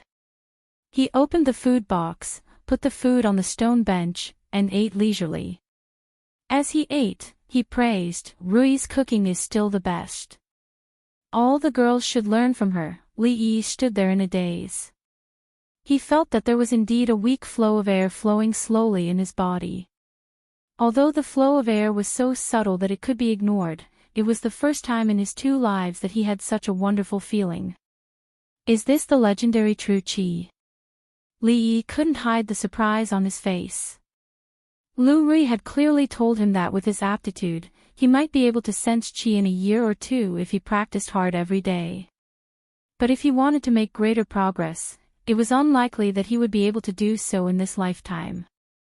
Therefore, Li Yi's dream of becoming a peerless master and dominating the martial arts world had been put on hold for a long time.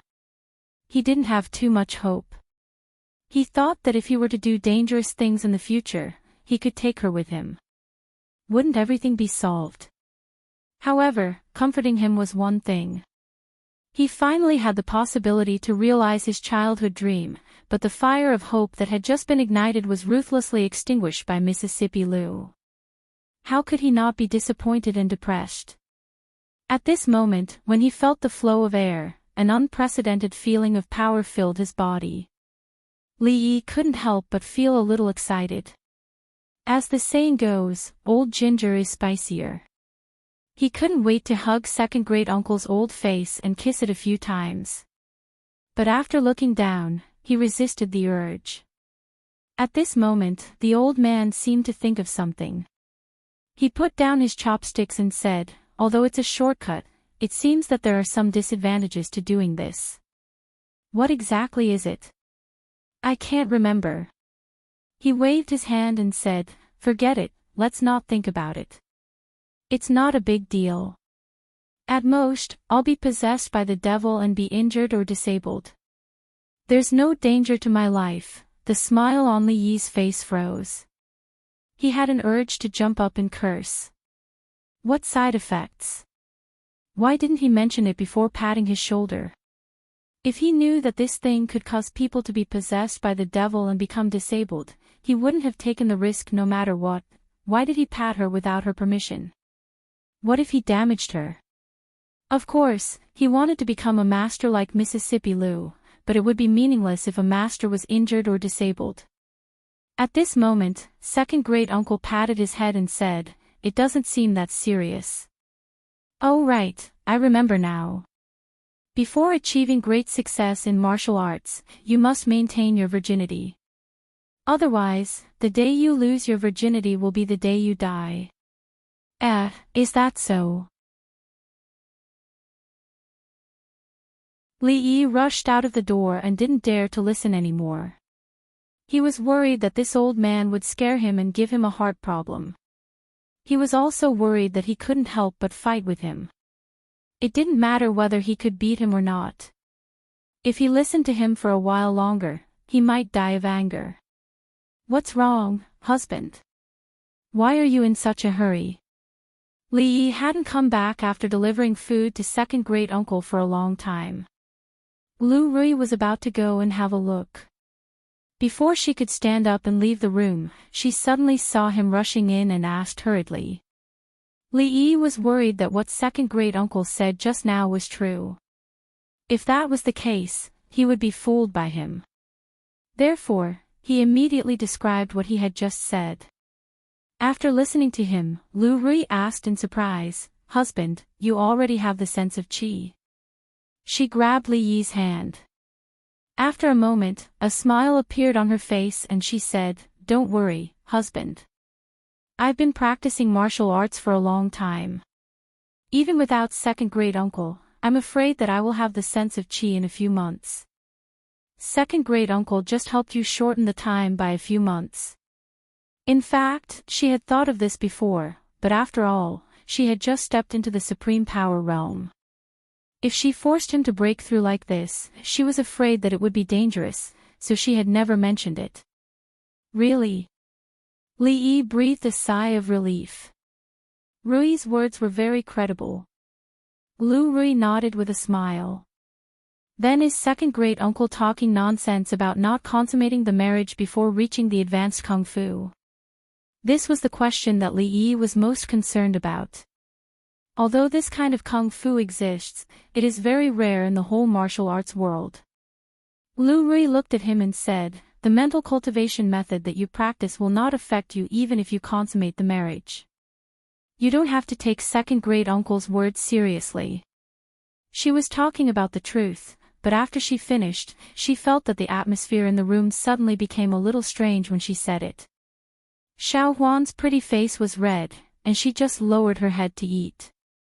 Rui's expression was strange, and a faint blush could be seen on her face. She finally understood something, and her face was also a little red. After hearing Rui's explanation, Li Yi was finally relieved. Second-grade uncle was so disrespectful that he scared him so much. Next time when she sent him food, he would specially choose dishes that he didn't like. He walked to the dining table and sat down. He picked up the chopsticks, looked up and asked in confusion, "Xiao Huan, why are you blushing?" Then he turned to look at Lu Rui, who was still standing at the door, and said, "Why are you still standing there? Come and eat."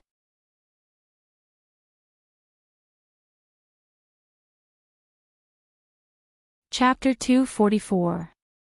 Li Yi was free again these 2 days. Her Royal Highness was busy with the heavenly punishment and hadn't bothered him for 2 days. Although he had the formula, the production method, and a professional's guidance, it wasn't something that could be done in a day or two. From the crudest form to the mature production, it still needed some time.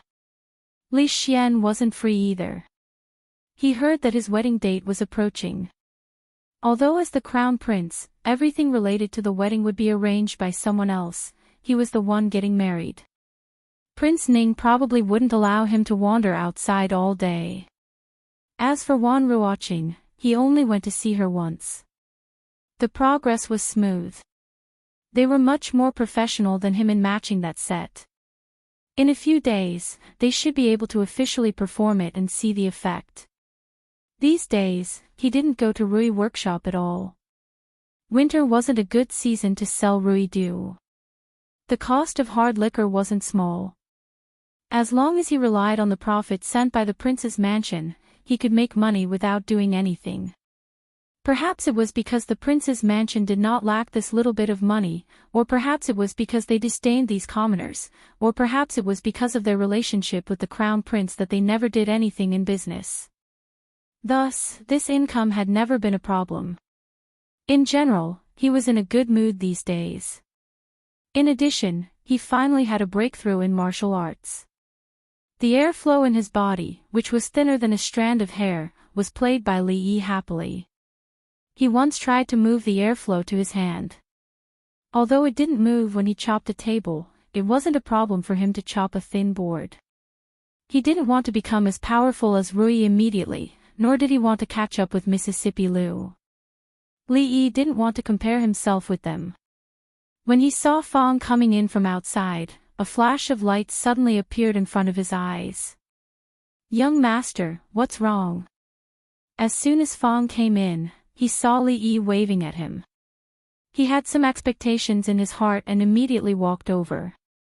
He had been bored out of his mind at home for the past 2 days.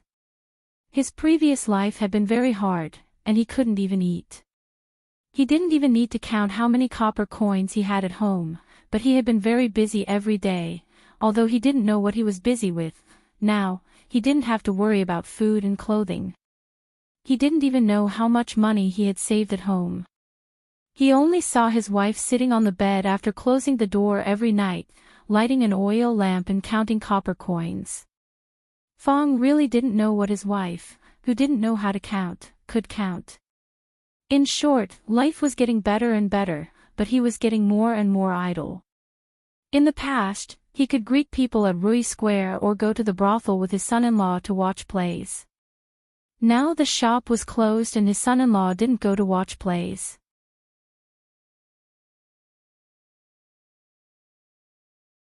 Instead, he saw his son-in-law practicing boxing in the yard all day. Fong curled his lips. With his son-in-law's physique, it was useless no matter how much he practiced. This was the first time in a few days that the son-in-law had called him over. Fong was looking forward to having something to do. He couldn't continue idling around like this. I've made some progress in martial arts these days. Why don't we have a match? Li Yi stood up and looked at him. Fong's expression was a little stunned. After realizing that he didn't hear wrongly, he looked at Li Yi with a strange look and said, "Son-in-law, forget it. Even if I don't use my hands and feet, you are no match for me." When it came to writing poems and deceiving girls, Fong admitted that he was not as good as the son-in-law. When it came to making money, he was even worse. But when it came to fighting, Fong was very confident that even 10 son-in-law were not as good as him. Then don't use your hands and feet. Li Yi expressed his approval for Fong's proposal. Although he had made a lot of progress in the past 2 days, he wasn't that arrogant. He just said it casually and was waiting for Fong to say it. Fong didn't care about it. He stood still and said, "Son-in-law, come on." He didn't make much of a defensive posture at all. According to his estimation of Li Yi, even if he hit him with all his strength, as long as it didn't hit his vital parts, it would just be a tickle for him. "Watch my palm." Li Yi hit Fong's shoulder with his palm. Fong's body was steady and he didn't dodge. Bang! After a muffled sound, Fong's body staggered back a few steps and he sat on the ground. He sat there in a very inelegant posture. The expression on his face was extremely surprised and unbelievable. He rubbed his shoulder, which was a little numb. He looked at Li Yi and wondered if the person in front of him was really the son-in-law. Looking at Fong's expression as if he had seen a ghost, Li Yi had a deeper understanding of the role of genuine qi. The same palm, with and without genuine qi, had a very different effect.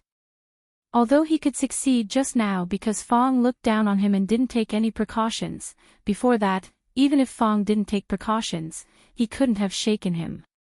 In the past, Li Yi couldn't see the difference between him and Fong and Rui at all, because no matter which one he was, the gap was so big that he couldn't imagine it at all. Now, he finally saw a little hope. The undignified second uncle didn't talk seriously, but he was quite reliable. When walking on the street, Fong was still brooding about what had happened just now. How did the son-in-law become so powerful? He couldn't compare to his son-in-law in other aspects. It wasn't easy for him to find an area where he could compete with Li Yi. However, what happened just now had shaken his pitiful self-confidence. If he couldn't even beat the son-in-law in a fight in the future, how would he have the face to follow behind the son-in-law and protect him? No, he had been slacking recently. When he went back, he had to beg second uncle to teach him a few more moves. He couldn't lose to the son-in-law. Fong followed behind Li Yi absent-mindedly, thinking about something. Li Yi walked on the street with some fruits in his hand. There were no fresh fruits in winter, so they were all stored in cellars. But even if they weren't very fresh, they were still extremely expensive. Ordinary people couldn't even think about eating them. The grudge with the people from the forest of underworld seemed to have subsided, but when he went out, Fong would usually follow him just in case. This time, he was going to visit Dainyu.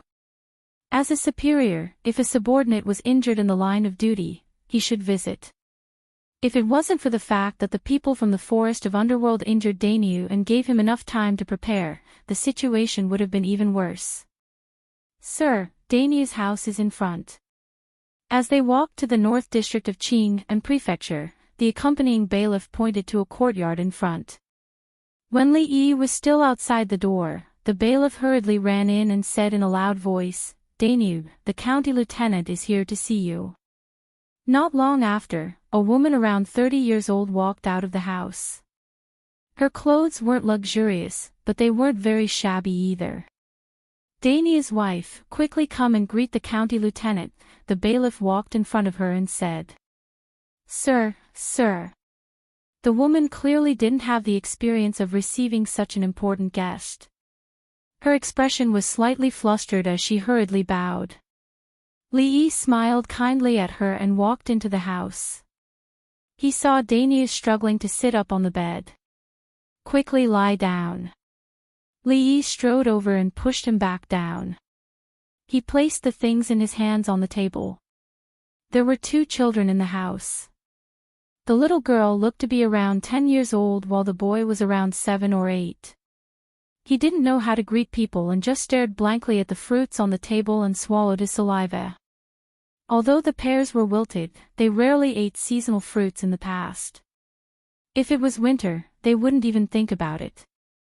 Sir, he didn't think that the county lieutenant would come to see him and bring so many things.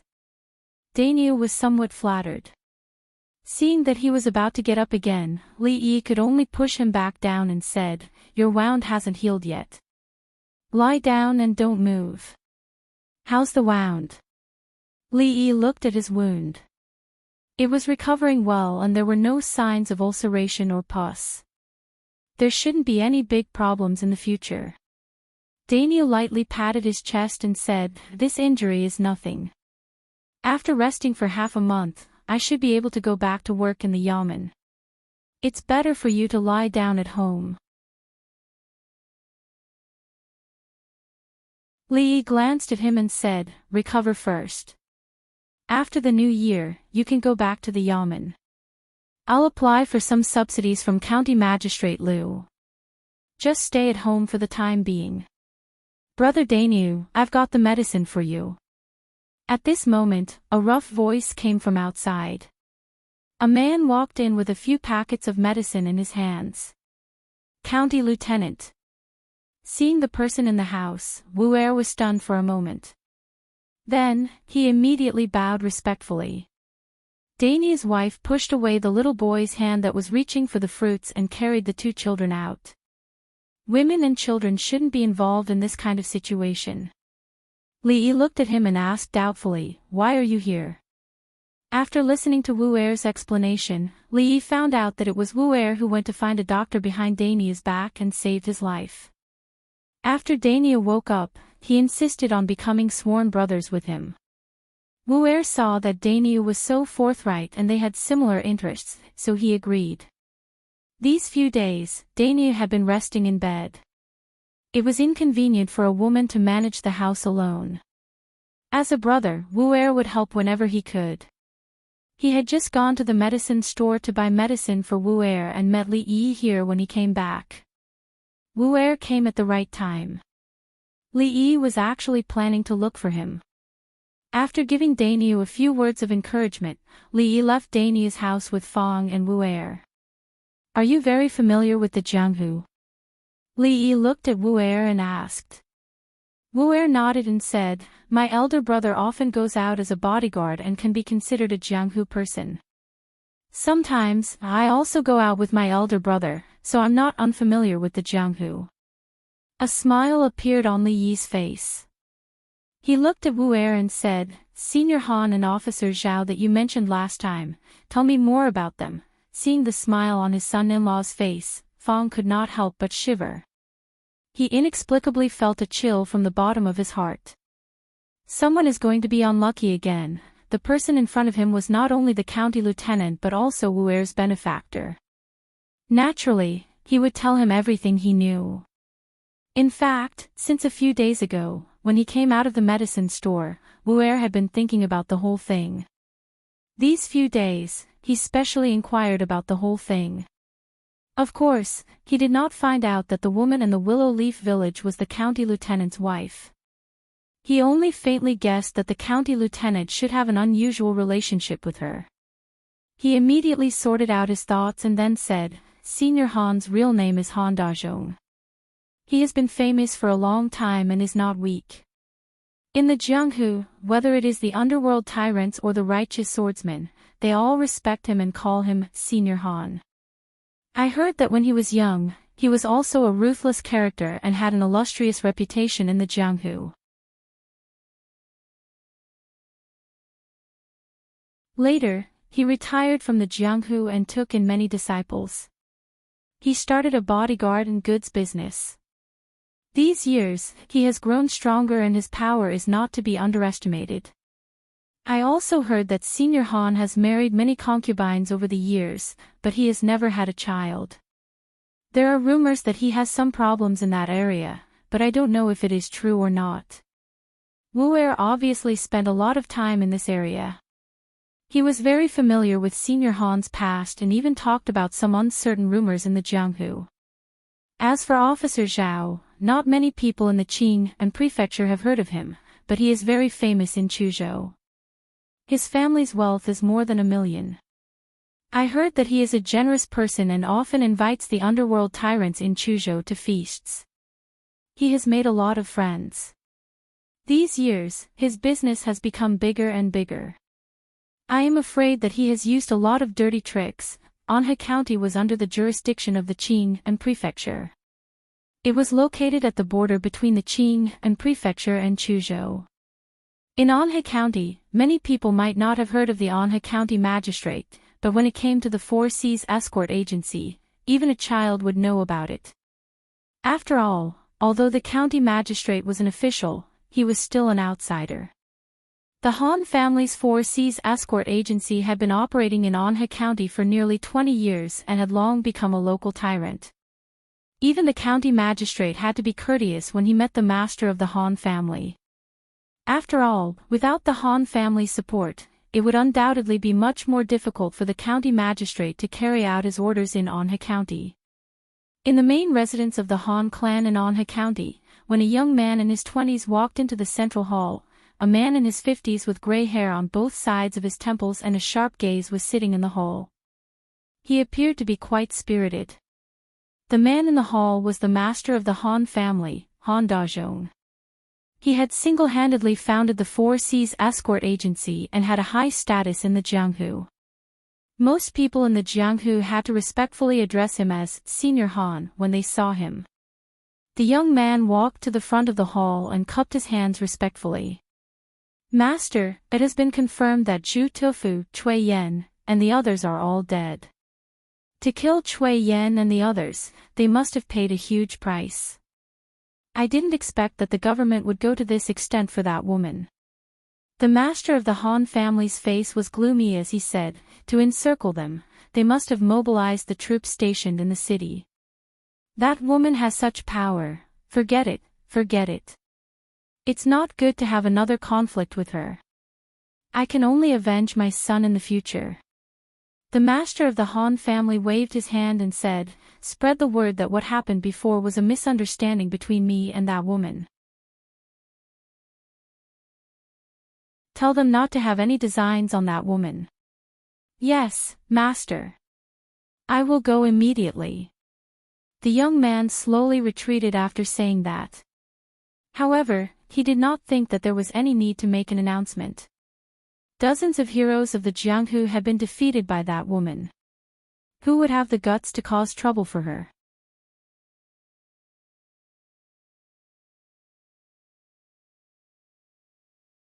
Chapter 245. Chuzhou, Xiang City. It was night. Deep in the Zhao Manor, on the spacious square, there was a hubbub of voices and bright lights. Chuzhou's minister Zhao was kind and generous. He saw money as dirt. In Chuzhou's Jianghu, there were many people who had received his kindness. Minister Zhao had many friends. Not only did he often invite these Jianghu people to dinner, he would also generously help any hero who had no money to travel in Jianghu. He never mentioned the word return. In the eyes of these Jianghu people, this was a sign of great righteousness. Many people recognized him as a friend. Speaking of which, it was strange. Although they spent a lot of money every day, the Zhao family's business was getting better and bigger. Those who didn't know would probably sigh at Squire Zhao's business skills, but those who really knew the inside story would mostly spit on him and disdain his dirty tricks behind the scenes. At this time, deep in the Zhao Manor, a dozen Jianghu men were talking and laughing, drinking to their heart's content. From time to time, the servants of the Zhao family would serve them good wine and food. Surrounded by the crowd was a man with a goatee and a shrewd face. The man had a pair of triangular eyes and wore a minister's uniform. He didn't look outstanding. Even though he didn't dare say he was the best in Chuzhou, in Xiang City, no matter if it was a Jianghu person or a government official, who didn't know this was the good benefactor, Minister Zhao. Brother Zhao, it's my fault this time. I couldn't do my job well for you. I'll drink to punish myself. I hope you won't blame me. It's a cold night, but there's a man wearing only a short-sleeved shirt, the muscles on his arms bulging. He cupped his hands towards Xiao Yuanwei, picked up a bowl of wine in front of him, and drained it in one gulp. Minister Zhao's face was full of guilt. He said, "Brother Qin, don't say any more. It's my fault. I didn't know that woman was so strong. Even Zhu Tofu and the others died there. If I knew she was so hard to deal with, I wouldn't have let you take the risk." He didn't act pretentious and filled the bowl in front of him to the brim. He looked at the crowd and said, "This bowl of wine is my apology to you brothers. Please promise me that you won't cause trouble for that woman anymore. If anything happens to you, I won't be able to rest easy." Everyone immediately raised their bowls to show their sincerity. They would no longer put themselves in danger, but if that woman came to bully them, they would not just stand by and watch. They would definitely lend their brother a hand. Zhao Yuan was embarrassed on the outside, but he was finally relieved. After all, this was the territory of Chuzhou City. No matter how powerful the woman was, she couldn't be the enemy of all the Jianghu men in Chuzhou City. Wu Er followed Li Yi all the way back home. They talked in the room for a long time before leaving. When he left, he still had a puzzled look on his face. His puzzlement stemmed from the task that the county commandant had just given him. However, it was only a slight effort. Since he couldn't figure out the county commandant's intention, he didn't need to think about it anymore. He just needed to do as he was told, Senior Han, Squire Zhao. Li Yi muttered these two names as he walked out of the room. These few days, he finally had some free time. If there was a grudge, there was a grudge, there was a grudge. Xiao Huan was washing clothes in the yard. Li Yi had just changed out of them this morning. Although the weather was good, the temperature of the water was very low. The young maidservant rubbed her hands a few times and blew on them twice. When Li Yi walked closer, he saw that her hands had turned blue from the cold. "Don't wash them, don't wash them. Why don't you add some hot water before washing them?" Li Yi's heart ached as he held her hands. Her hands were so cold that even Li Yi couldn't stand it. "Young master, it's okay. It will be done in a while." The servant girl's heart was filled with joy as her hands were no longer cold. However, her face was red. Li Yi reached out his hand and tapped her head. He said, "Listen to young master and go back to your room to warm up. It won't be good if you get frostbite." When Li Yi was young, he had frostbite every year. It was painful and itchy. His hands were swollen like steamed buns. He had to be fed by his mother spoon by spoon. Later, he met an old Chinese medicine doctor who gave him a folk prescription. After that, he never had it again. However, he didn't want to relive that feeling in his life. Xiao Huan was chased into the room to warm herself by the fire. If her slender and white hands got frostbite, he couldn't bear it. He reached out to test the water temperature in the basin. He couldn't help shivering and immediately put his hands back. Thinking that Xiao Huan washed clothes in such a temperature every day, his heart was even more distressed. The silly girl didn't even bear to use hot water. He didn't know how she survived the previous winter. Enduring the cold water and rubbing the clothes, he thought that the temperature had dropped a bit these days. It was still a bit cold to sleep with 2 blankets at night.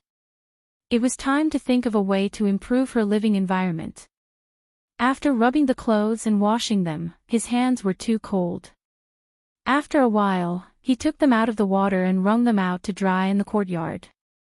Looking out through the courtyard gate, Old Fang and a few other men were squatting under a tree, talking about something with their saliva flying everywhere.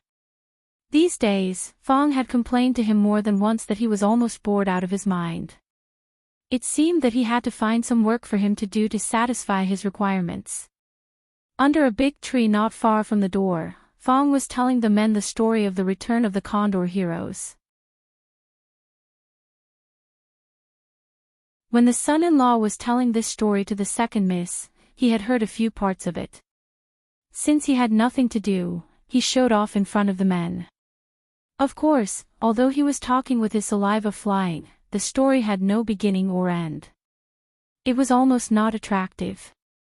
If it wasn't for the fact that they had nothing to do, no one was willing to see him talking here. Fong saw that everyone was bored to death. Two of them even dozed off. He couldn't help but feel annoyed. They were both telling stories. Why could the son-in-law do it but he couldn't? He was determined to compete with the son-in-law.